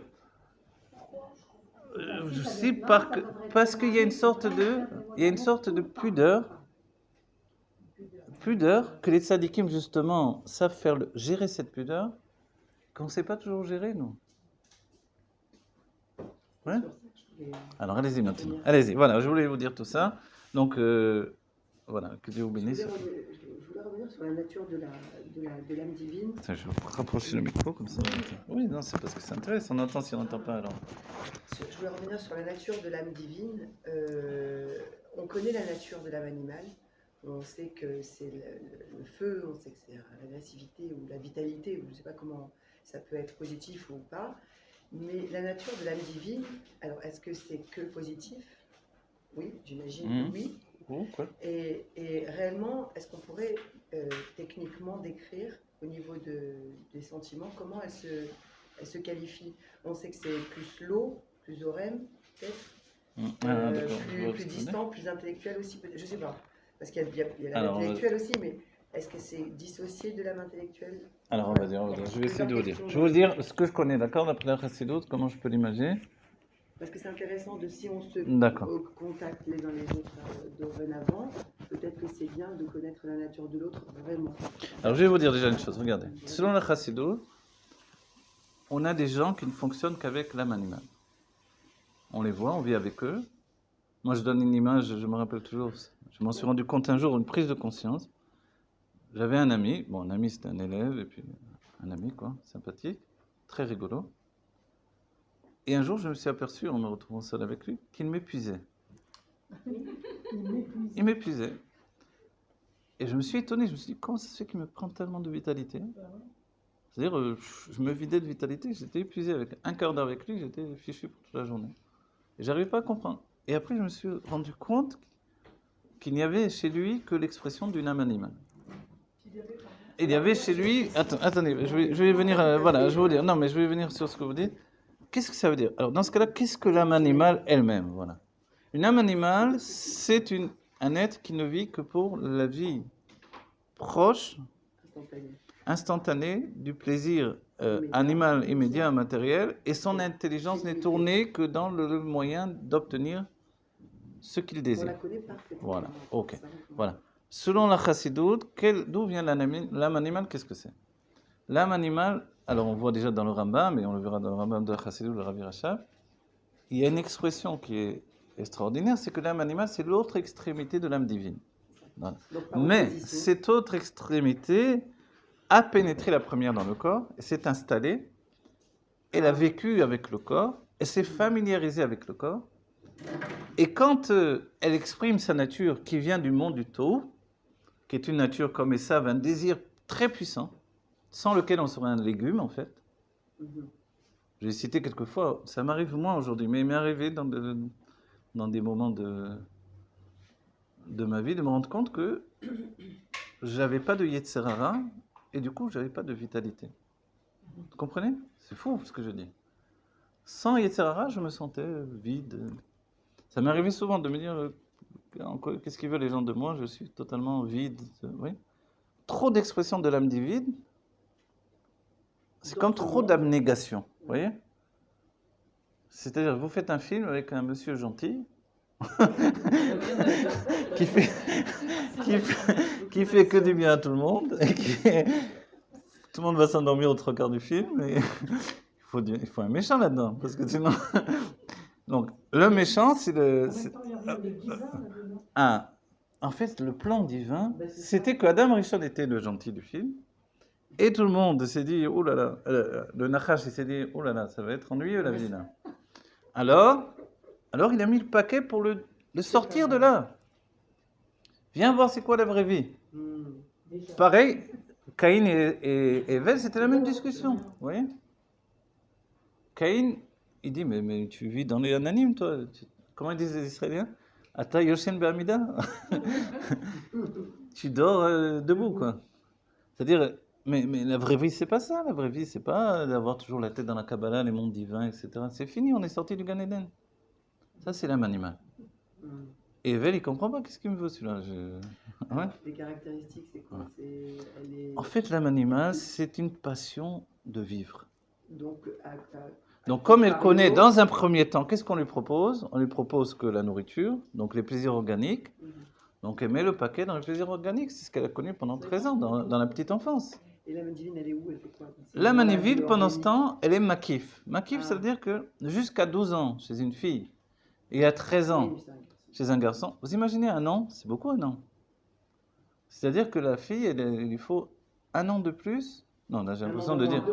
Un an de moins. Non, mais non, c'est parce que je veux dire. Il lui faut un an de plus. Vous voyez, elle a besoin d'un an de plus pour le combat qu'elle va engager. Ça veut dire que. Non, ne prenez pas mal. Puisque ressent. Le premier, je dis pas ça. Voilà, la source de la femme est plus élevée. Elle a un an en avance que le garçon. voilà, sens. l'arrivée de l'âme Elle va supporter. divine. Pourquoi? Parce qu'en réalité, il y a un point. Les sages ont dit, si une femme tombe dans l'impureté, elle tombe plus bas qu'un homme. Si c'est une sorcière, elle va être plus forte qu'un homme.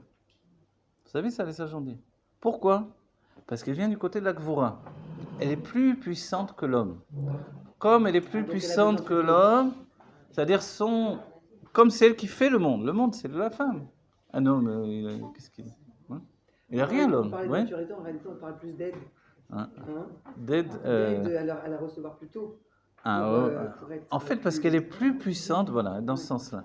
Comme elle est plus puissante, finalement, l'âme divine doit travailler plus avec elle. Mais on s'aperçoit qu'elle est beaucoup plus responsable, elle est beaucoup plus engagée. Comment vous dire? Vous voyez une image, vous vous rappelez, je donnais cette image dans les shiurim, dans les cours au début. Un jeune homme qui déménage, il a un sac, une valise maximum.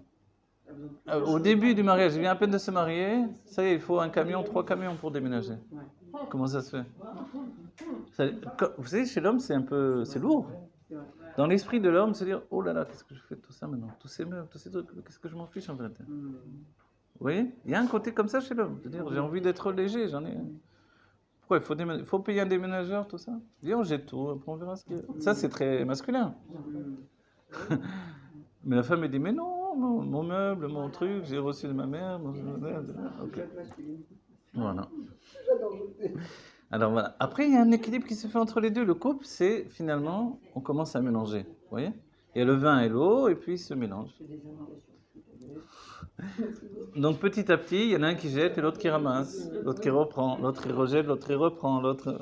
Alors quand un homme est toujours très près de ces choses, très conservateur et tout ça, c'est quoi? C'est qu'il Alors, a c'est une fèche...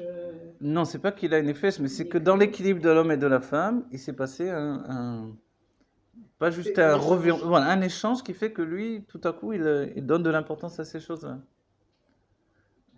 Tandis qu'elle donne moins d'importance. Pour elle, le changement est plus facile et pour lui, il est plus difficile. Il y a des choses qui se jouent Dans l'échange, lui, il a une plus grosse part qu'elle. d'un certain point de vue. Donc vous comprenez bien, Alors qu'il est là.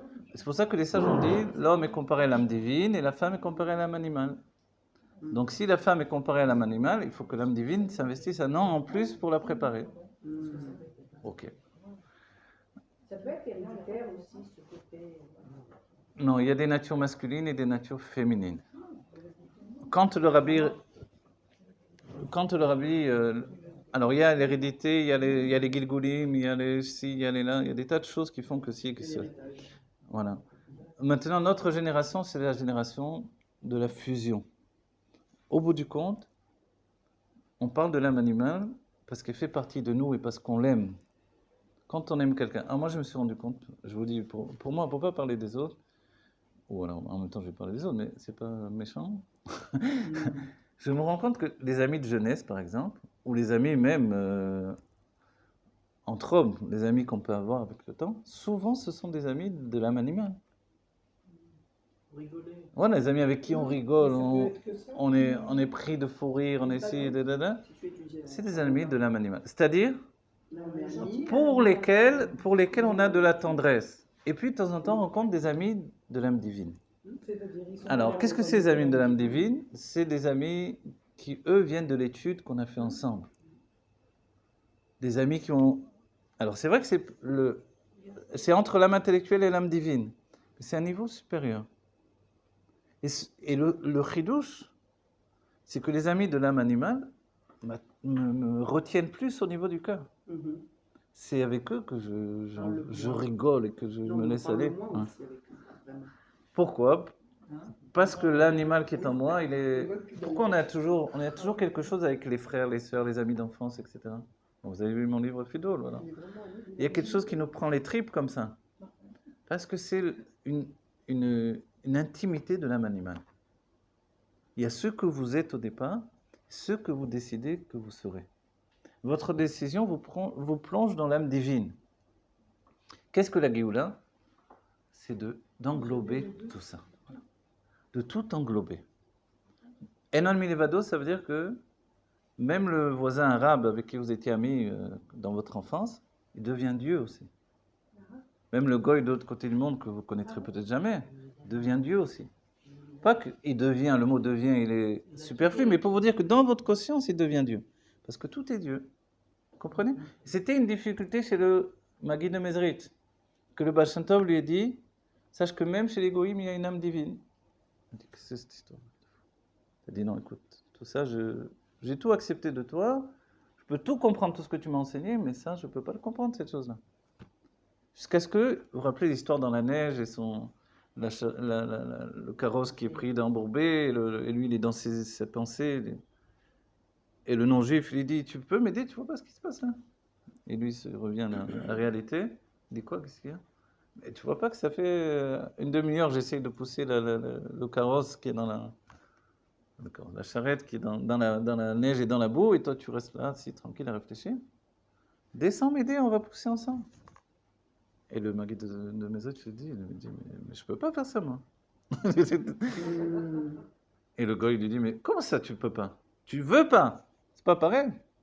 Et quand il lui a dit ça, il a compris que l'idée que même chez les non-juifs, il y a une...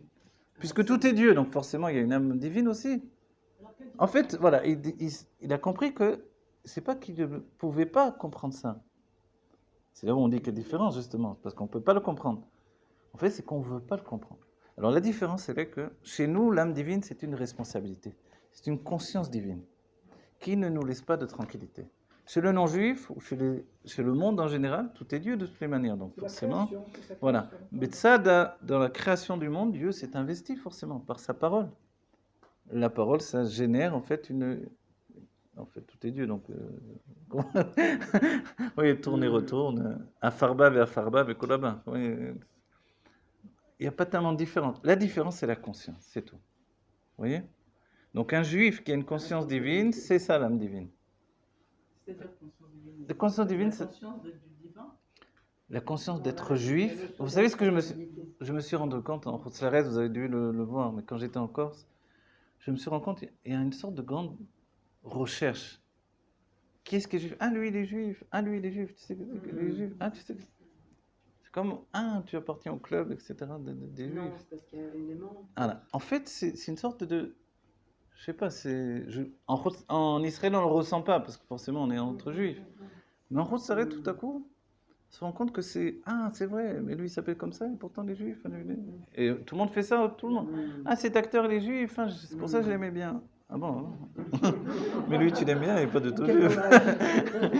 Lui, il n'est pas du tout juif, mais tu l'aimes bien quand même, ce chanteur. Mais il y a ce côté-là, on a l'impression qu'on a envie de l'intégrer. Vous voyez? C'est un système d'appartenance. Être juif, c'est appartenir à Dieu. Il y a un moment, alors ça j'ai entendu de Rav Gisbo, où il dit, dans la Géoula, tout le monde s'englobe. C'est des étapes dans la Géoula, parce que la Géoula, elle n'est pas limite, elle n'est pas statique, bravo. Donc il y a un moment où tout le monde s'englobe. Les non-juifs et les juifs, tout le monde s'englobe dans la conscience que tout est Dieu, et il n'y a plus cette différence entre judaïsme et non-judaïsme. Donc ils reviennent les goïms aussi. Ils reviennent, les goïms, ils reviennent vers eux-mêmes en fait.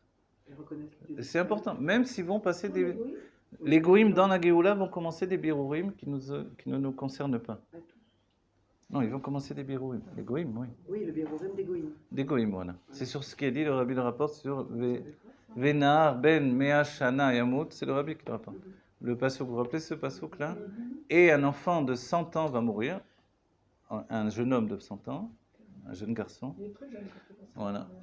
C'est quoi cet enfant de 100 ans? Alors, donc, c'est le seul de la Gemara qui pense qu'il n'y aura pas la vie éternelle, il rapporte ce passouk. Le rabbi, non, il dit, en fait, il pense qu'il y aura la vie éternelle. Mais en fait, il parle des non-juifs. Les non-juifs, après 100 ans de vie dans la Géoula, vont mourir. C'est quoi l'image de mourir? Ils vont chuter pour se libérer de leur birourim. Et après, ils vont commencer une élévation nouvelle. Vous voyez? Mais Donc, ils sont éternels. ils rentrent, du moment qu'ils ont droit à la Géoula, ils sont dans l'éternité, puisque tout est Dieu à ce moment-là.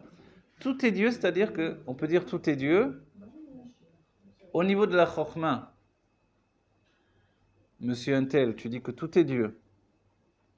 Mais est-ce que dans ta conscience, tout est Dieu? Vous voyez? Ça, c'est la différence entre l'étude, Yediat HaMetziut, connaître que tout est Dieu, Et vivre. voilà, et être Dieu, Et, Voilà, et, voilà. et les Juifs, ils vont passer à un degré de Kohanout.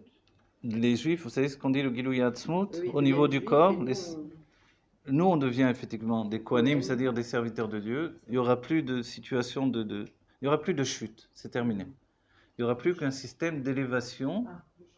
Aujourd'hui, le système de l'exil, justement, entre la lutte et l'âme animale et l'âme divine.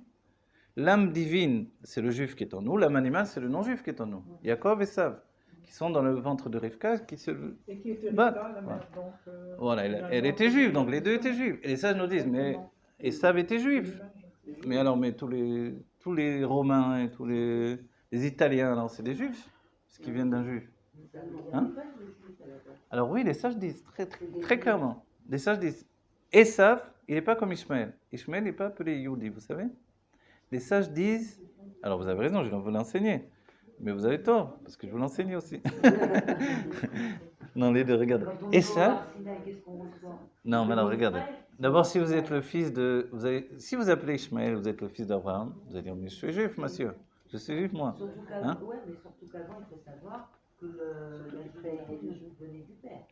Ah, alors ça c'est dans les Shvatim, c'est une grande discussion. Mais la judaïcité, À la base, c'est comme au ça. départ, C'est parce que au départ, au départ, voilà. il était violé, il s'est passé des choses pas très Ah, agréables, et depuis cette époque, la judaïté vient de la mer. non, Et ça a été c'est instauré par les rabbinim. c'est pas aussi Et c'est simple, pas effectivement. correct. C'est pas aussi simple que ça. Des Mais, choses, c'est- franchement, qui, ouais. on pourrait complètement dire que la Torah, c'est de la foutaise, finalement, quand on entend ça. Alors que tout le judaïsme est basé sur le fait qu'un enfant est juif par sa maman. Enfin, moi, je comprends C'est pour pas. ça que c'est pas si simple. Ouais. Alors venez, on va continuer. Alors regardez maintenant. On va dire la question, pourquoi Ishmaël n'est pas juif? Mais ça veut rien dire. Voilà. tu l'as dit. Pourquoi Ishmaël n'est pas juif et Esav est juif? Non, Voilà. c'est Le père d'Ishmaël, n'importe quoi. qui est Abraham. Quelle est la mère d'Ishmaël? Agar. Voilà. Esav, son père c'est Yitzhak. Quelle est sa mère? Rivka. Voilà. Et là vous avez la réponse. Pourquoi? Non, je pose. Qui est la mère de Ishmaël? C'est Agar. Et c'est ce qui fait qu'il n'est pas juif. Voilà. Et c'est bien avant cette décision que vous parlez après. C'est vrai qu'il y a une grande discussion des sages, c'est vrai. Mais c'est pas aussi simple. C'est comme l'idée, avant la Torah a été écrite pas exactement dans l'hébreu que l'on connaît. Vous connaissez? Et les sages on dit que c'est Ezra à Sofer qui a mis le Sefer Torah dans le Haron, qu'il a ressorti avec le Ktav que l'on connaît aujourd'hui. Avec l'écriture, le Rabbi le rapporte. Il est ressorti avec l'écriture que l'on connaît aujourd'hui, que l'écriture première était comme qu'uniforme, vous savez, un peu comme les Assyriens, voilà, exactement, ce qu'on a retrouvé, etc. Et finalement, ce qui fait que historiquement, on dit, voilà, l'hébreu n'apparaît qu'à partir de cette époque-là, alors que l'ancien hébreu était écrit de cette manière-là. C'est Oui. l'hébreu primordial. Voilà. De l'hébreu primordial. Voilà. Et Mais c'est pourtant, la l'hébreu chaîne ivrite, qui était auparavant en réalité plutôt orale que écrite, il y a eu une nécessité de l'écrire, elle a été écrite de manière masquée. Quand est arrivé le moment de la dévoiler, est apparue l'écriture hébraïque nouvelle. Vous voyez? Qui n'est pas nouvelle puisqu'elle a servi à créer le monde, mais elle nous est apparue comme nouvelle. Ce qui a trompé beaucoup les archéologues sur l'apparition de l'hébreu que l'on connaît nous. Vous voyez? Et donc c'est une grande discussion dans les sages, etc. Et de tradition, on dit c'est Ezra Sofer qui a mis les Sifrei Torah dans le Haron, qui les a ressortis, ils étaient écrits dans le nouvel hébreu, l'écriture que l'on connaît nous, qui n'était pas l'écriture qu'uniforme, si on veut dire. Vous voyez? Mais on le découvre aussi dans les écrits de Qumran. Si vous voulez, exactement, oui. Très, très bien Mhm. expliqué. Mais c'est plus tard déjà les écrits de Oui, Qumran. c'est plus C'est pour tard. ça qu'ils Mais pensent qu'à quand partir de même, là, on voit les alors, premiers écrits de l'hébreu. de notre histoire, Ouais. on perd cette trace. Alors maintenant, Les voilà. on les retrouve. Toute la discussion, effectivement. Alors on sait que les Shvatim viennent du père. Donc la tribu, si j'appartiens à Reuven, à Shimon, à Naphtali, à Gad ou à Yehuda, ça vient du père, c'est certain. Ok? Et par contre, le judaïsme qui vient de la mère est attesté par le simple fait que les sages nous disent. Alors, qu'est-ce qui vient du Voilà. père, excusez-moi. C'est la tribu. Que Les vous tribus soyez des tribu de Yehuda, Benjamin, Naphtali, etc., D'accord. ça vient du père. Donc, le judaïsme, Israël, la terre d'Israël, notre part dans Israël, ça vient du père. Par contre, l'âme juive, elle vient de la mère et on le découvre parce que les sages nous disent que Ishmaël n'est pas juif, puisque sa mère n'était pas juive, tandis que Esav est juif, puisque sa mère est juive. Vous vous rendez compte? C'est-à-dire que il naît juif. Alors, c'est quoi le problème alors? Pourquoi il y a une telle lutte et pourquoi il n'accepte pas son judaïsme? Pourquoi Jacob doit voler le service de Dieu, etc. Alors, les sages disent le terme, il est Yehudi Moumar. Vous savez ce que ça veut dire? Un juif renégat. Le juif renégat, voilà. Le juif renégat Esav, il va donner naissance au monde de Rome, l'Italie, Édom, etc. Ça veut dire que la base de tous ces gens-là, en fait, tout cela, ils viennent d'un judaïsme qui est renégat. Voilà, et qui a entraîné que Rabbi Akiva est revenu au judaïsme, que Rabbi Meir est revenu au judaïsme, etc., etc. Vous voyez? Des âmes perdues commencent par le fait que Esav est juif, mais d'un certain point de vue, il est en lutte avec son judaïsme. Un juif, il est profondément, foncièrement attaché aux traditions. Je parle de la tradition juive, sans apporter... Alors c'est vrai que par exemple aujourd'hui quand on voit... Minagim, dans le sens minagim tellement... Il y a aussi, oui, c'est-à-dire vous voyez quand vous dites les choses, alors on rencontre en Routslaret, il est juif lui, et tout de suite, voilà, traditionnel, voilà. Alors il y a le couscous, il y a le truc, tu sais pourquoi on faisait ça, tu sais pourquoi on faisait ça. Mais c'est vrai que ça va loin en fait, c'est de tous les côtés, ça va plus loin que ça. Celui qui a tout rejeté, il est quand même juif. Il est quand même juif traditionnel. Alors pourquoi eux, ils n'ont plus été juifs? Alors pourquoi ils ont plus été juifs? Remis en question. Justement, ce qui est parti doit revenir. Donc finalement, ce qu'il y a de juif en lui revient, et ça a été occasionné par la sortie dans l'exil. Bon. Non, alors voilà, la part de... Alors, non, mais écoutez bien. Ouais, bien sûr, laissez-moi... Non, alors je vous dis. Voilà. Alors voilà, la base même. Oui, mais on a pas Alors, oui. Oui, mais le problème... Non, alors comprenez bien, voilà.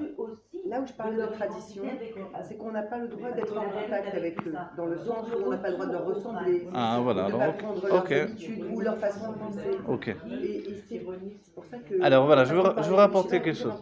Un peu. Non, mais c'est pas parce qu'elle voit une vision différente, tout est Dieu, bien sûr. Il faut faire le bureau, mais c'est dans l'explication, c'est tout. Voilà. Dans la profondeur, on est d'accord? C'est juste dans l'explication. Regardez, je vais vous rapporter un autre sujet. Pourquoi on est parti en exil? Pourquoi on est parti en exil? Pour rapporter les nitzotzot, les sages ont dit, pour ajouter des guérim. Mais, prends les nitzotzot. Il y a ce guerre, qui est un juif, qui a une âme juive en éveil en lui. Ça date de l'époque de Esav, et plus loin encore. Donc, les juifs sont partis en exil pour aller ramener, en fait, ces âmes juives. Excusez-moi, quoi, plus loin encore, ça veut dire quoi? Plus loin encore, c'est parce que c'est pas si facile. Depuis la faute d'Adam Arishon, il y a des âmes juives qui sont tombées également dans les forces du mal, dans l'autre côté. C'est tout un tri qui a été fait. C'est ça les nitzotzot. Il a bien à l'intérieur de lui, il est l'âme clanite. Non. D'après la Kabbalah, c'est une enquête que j'ai faite dans tous les Ketuvim Arizal dans le Zohar. Je vous répète, c'est des années d'études sur ça. Adam Arishon n'était qu'une âme divine, juive uniquement. Il n'y a pas les non-juifs encore. Les non-juifs proviennent de l'union du Nachash avec Chava. Voilà. Parce que les Nachesh, c'est deviner une autre situation. C'est fou. Adam Arishon n'est qu'une âme juive divine. Une âme divine. Non, mais avant Matan Torah, calmez-vous. Avant Matan Torah, voilà, c'est bien. C'est un sujet qui est délicat, je sais. Alors, avant Matan Torah, oui.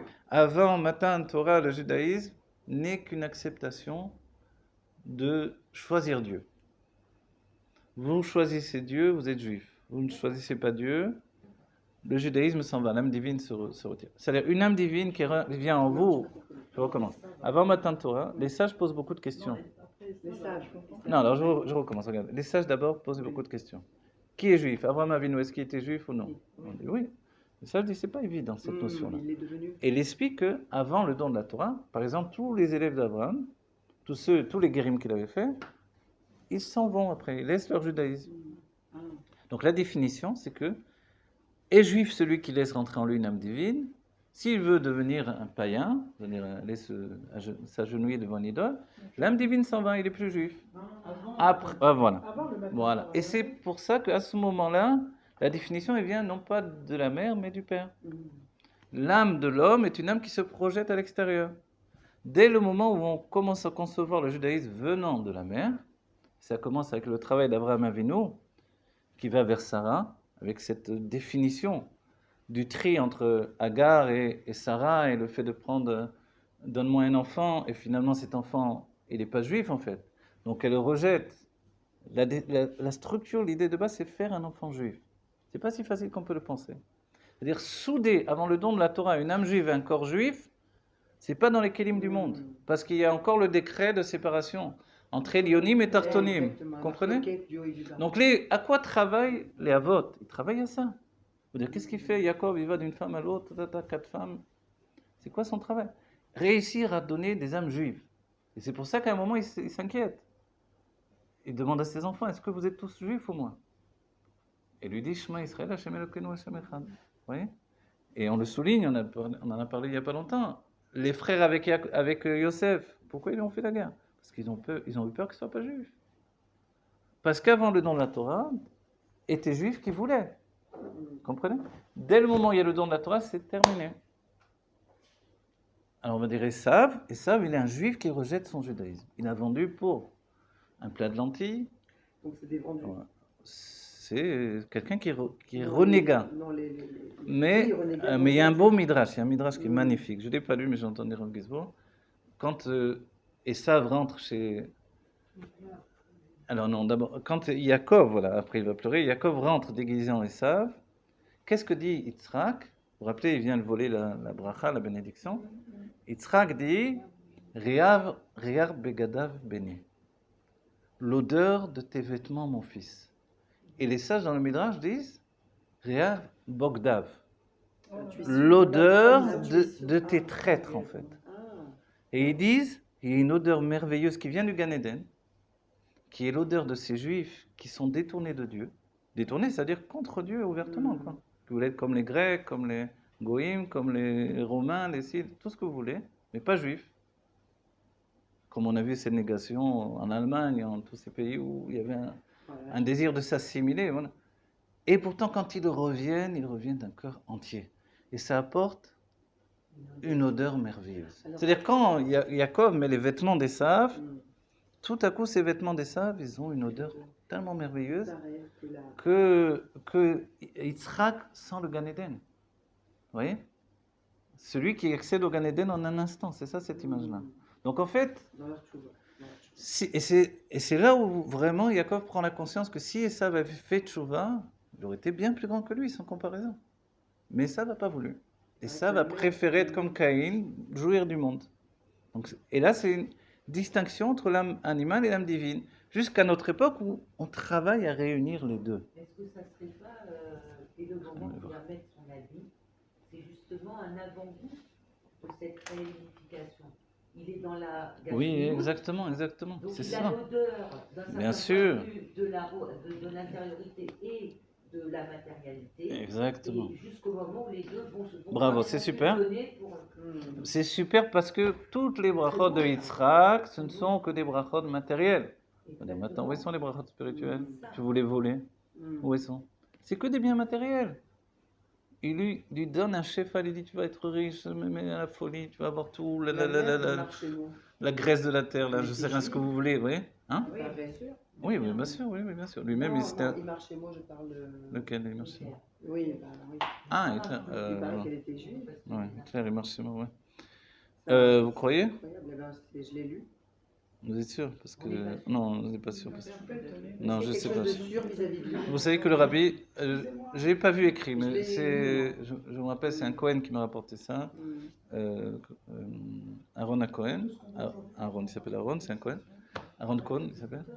Il m'a rapporté qu'il a vu dans une sikha du rabbi, vous entendez, Aaron Cohen, il m'a rapporté, donc il a vu dans une sikha du rabbi, je vous cite parce que je ne l'ai pas vu de mes yeux, que le rabbi dit on ne peut pas dire de l'acrobate, donc de celui qui a donné la religion chrétienne, on ne peut pas dire il marche chez moi, voilà, parce que c'était un juif qui est né d'une mère juive, même si elle a trompé son mari avec un romain, ok, et qu'il est mamzer, donc du coup, ouais.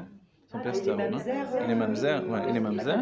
Comment il était tannant? Oui, mais on peut pas dire il marche. On dit, les sages ont dit, il vaut mieux un mamzer talmid chacham. Ah ouais? Les sages disent, il vaut mieux un mamzer talmid chacham qu'un kohen gadol amaretz. C'est les paroles des sages. Il vaut mieux en français, il y a un mot pas joli, bâtard, on est. Ouais, mais il y a un autre mot, je sais pas. Voilà. Il vaut mieux un bâtard qui est sage, qui est un sage de Torah. Il n'était pas juste dans le rabbi l'aurait dit. Voilà. On n'a jamais entendu parler le rabbi dire. Donc, Ah, c'est voilà, peut-être un- voilà. Donc, mais il y en a qui disent sa grand-mère. Je sais pas. Ouais.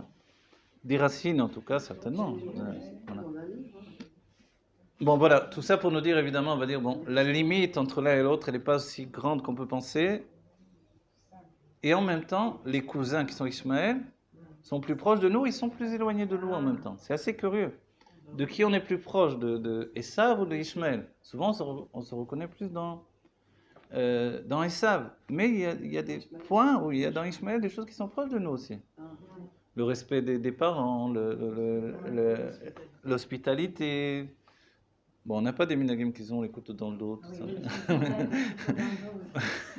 Mais non, en vérité, à la base, c'est sûr que tous les peuples sont bien, sauf qu'il y a une lutte pour le mal et le bien, donc ils doivent arriver au bien. Soyons positifs. Voilà. Et c'est le travail de l'exil, c'est de faire le bureau de tout ça, donc faire le bureau des peuples. Aujourd'hui, il faut leur dire, vous êtes bien, très bien, sauf que vous ne le savez pas. Il est temps de vous dire, exprimez le bien qui est en vous et accédez au dévoilement du bien. Voilà. Et c'est ce que le rabbi dit dans les Dvar Malchut, les non-juifs vont même aider les juifs. Ils vont les soutenir financièrement. Ils vont les aider à étudier la Torah. Et c'est ce qui va se passer dans la Géoula.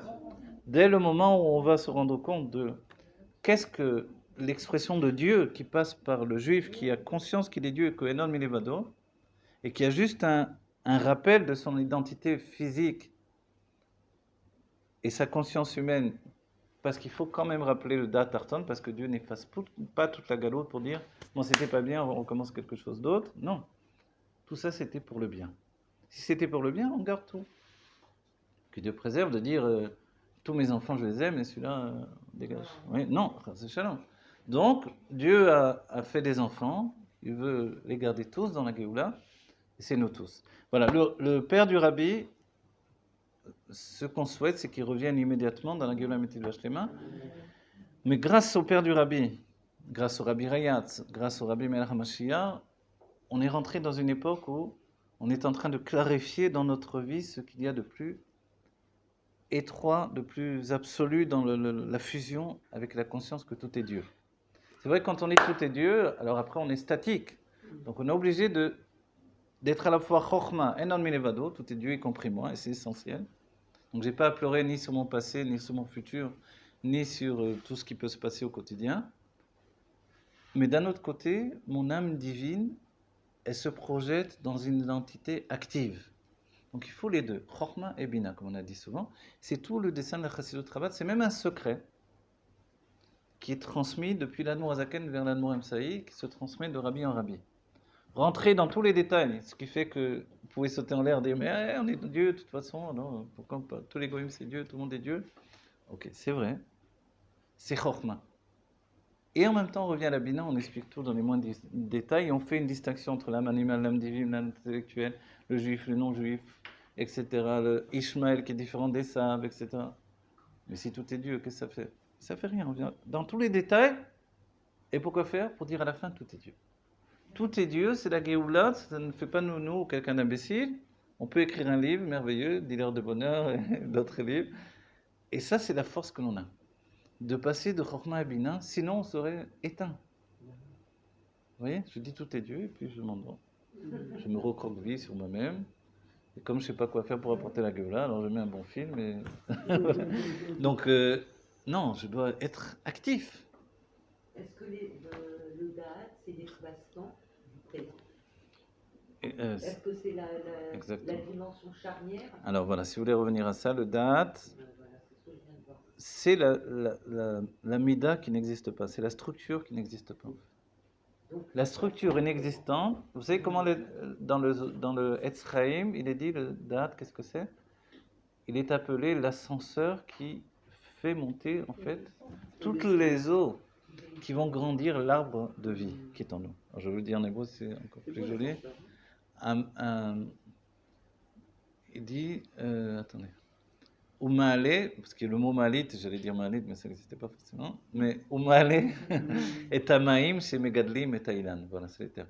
Il grandit, il élève les eaux, hein, le date, Umaale et Tamaim, il grandit, donc c'est comme un ascenseur, il grandit les eaux, il fait monter les eaux chez Megadlim et Taïlan, qui vont grandir.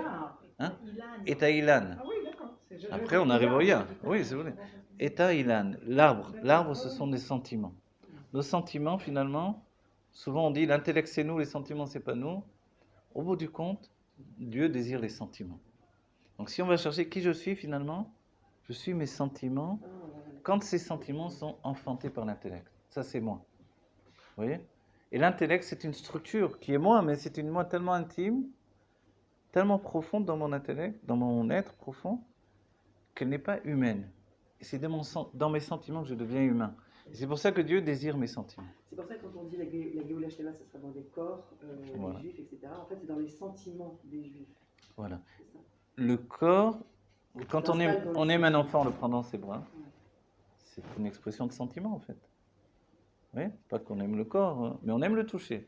On aime un petit bébé. Vous n'aimez pas toucher un petit bébé, l'embrasser dans le cou? C'est un kiff. Alors, quand on fait ça, ouais, hein? Aujourd'hui, on peut plus vous toucher, non? Ah voilà, bon. On peut avoir un cœur de chair, ça Oui. c'est Tu embrasses ces justement petits-enfants. rentrer à l'intérieur de notre cœur, véritablement, le cerveau de notre cœur, parce que le cœur, Oui, exactement, c'est voilà. le cerveau. Exactement. Et l'explication de la Chassidoute, c'est que, après la Kabbalah, le lève, il se trouve dans la Bina. Voilà. La Bina, c'est le discernement du cœur. Oui, ça c'est très important. Un cœur qui discerne en fait les choses. C'est pas simplement que j'aime, j'apprends à comprendre pourquoi j'aime et comment j'aime. C'est ce que dit l'Admor Hazaken sur la mitzvah d'aimer chaque juif. Il nous dit j'aime ce que j'aime. On peut m'ordonner d'aimer, j'aime ou j'aime pas. Comme ça l'Admor Hazaken dit. Il dit alors c'est quoi la mitzvah, l'ordonnance d'aimer? Tu as intérêt à aimer tout le monde. Hein? Qui se rend aimable, je vais l'aimer. Oui, c'est dur d'aimer tout le monde. Alors il nous dit on comprend bien que cette ordonnance ne peut exister que par le fait de réfléchir aux qualités d'un autre. C'est-à-dire qu'un mari, au quotidien, il va, il vient, il court, il fait des trucs. Sa femme, elle lui prend la tête en cours de route. L'expression de l'amour, il n'est pas là. Ouais. Donc, il faut qu'il s'arrête un moment et réfléchisse à tout ce qu'elle fait, tout ce que... Même si elle n'est pas comme il veut complètement dans tout, etc. Mais quand il réfléchit à tout, alors il dévoile un grand amour. Et alors là, il faut le partager, il faut l'exprimer. C'est ça la mitzvah d'Avad Srel. C'est-à-dire un autre juif, je l'aime pas, je le connais pas. C'est dur d'aimer quelqu'un que je connais pas. Mais réfléchis, c'est un juif, il a une âme divine, une âme animale, il est structuré comme toi. C'est pas Ouais. un peu macho de parler comme Si on il le avait fait, voulu réfléchir sur ses actions, Mais je te jure C'est que ce que dit l'Admor Hazaken. C'est pas l'amour conditionnel en fait. Parce que rien ne m'oblige à réfléchir. Vous comprenez? C'est pour ça que c'est pas c'est conditionnel. l'amour. Non, c'est pas un amour conditionnel parce que rien ne m'oblige à réfléchir à ça. Je réfléchis pour prendre conscience d'un amour que j'ai déjà. non, c'est pas Oui. méchant, mais c'est toujours. Mais c'est pas un amour naturel. La femme, elle est Oui. toujours- Mais puisque Mais c'est un peu macho quand même ce que vous dites. Non, c'est pas un peu macho, c'est complètement macho. Non, je me suis- C'est pas- Pardon, c'est pas- non, je crois que j'étais dans un cours d'homme, c'est pour ça que je me suis trompé. Pardon. Oh là là, mince. Qu'est-ce que je veux dire? Attendez, je vais effacer. Et j'enregistre forcément. Non, ouais. Comme ça, il parle au Rav Cordin. Ouais. Il y a quelqu'un qui m'a vu. Rav Cordin, ça fait drôle de vous voir en vrai. J'étais pas trop déçu. C'est différent, hein? Ah bon? Bon, allez.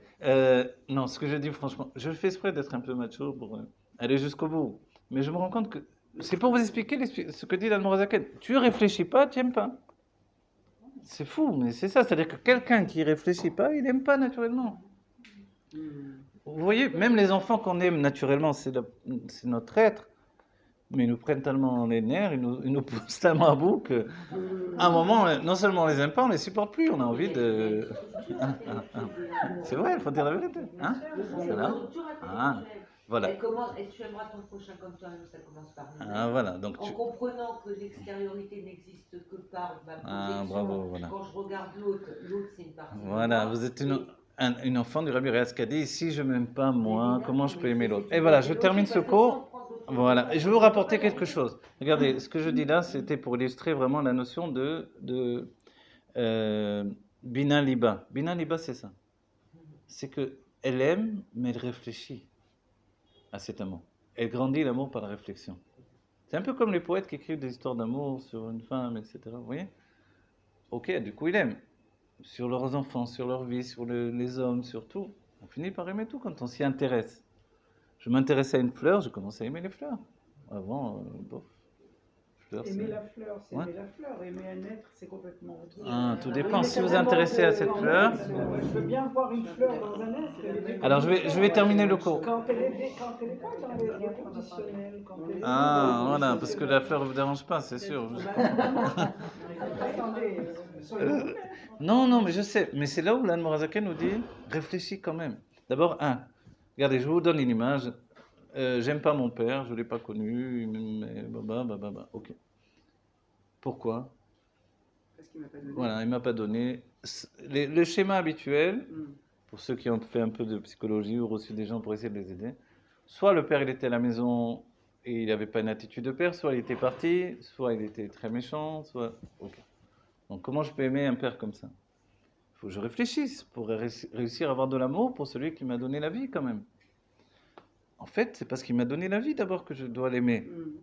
Mais l'aimer, c'est beaucoup dire. Alors j'accepte d'avoir un lien avec lui, ok. Beaucoup de personnes vous disent, c'est mon père biologique, c'est tout. C'est bien cette image-là, ok. Mais c'est nouveau de parler comme ça. Moi, on ne parlait jamais comme ça. Ok.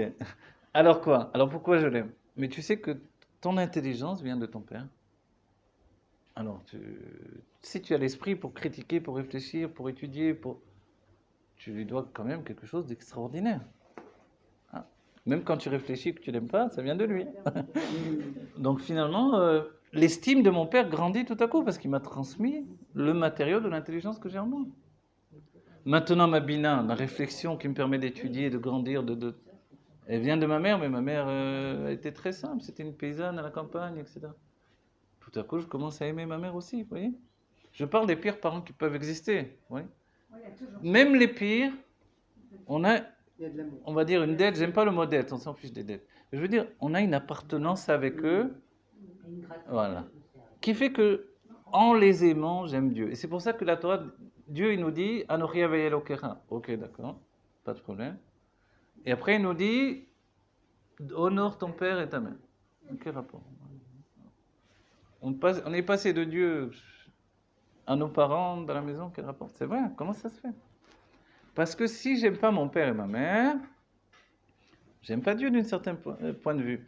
Alors on nous dit non, on a dit honore, on ne t'a pas dit d'aimer. Ah, donc honorer, c'est une certaine forme d'amour que je connais peut-être pas. Vous voyez? Honorer, c'est d'avoir du respect. Et c'est réfléchir Du respect, comment ah aussi. voilà.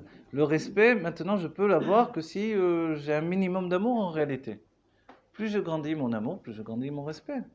On dit tu aimeras ton prochain comme toi-même, mais les parents, il faut les honorer. Plus je Ah, voilà. réfléchis, Parce que plus voilà. j'aime aussi. Et c'est là, voilà. Plus je réfléchis à la personne, Exactement. et plus je vais finir par l'aimer. Donc honorer, c'est faire des actions pour témoigner la gratitude. C'est ça, honorer. Tandis que amour, c'est accepter que j'aime l'autre, mais peut-être que je fais rien pour dévoiler. C'est-à-dire que quand le mari a pris conscience qu'il aimait sa femme, pas parce qu'elle lui fait à manger, parce que si, parce que ça, c'est faux.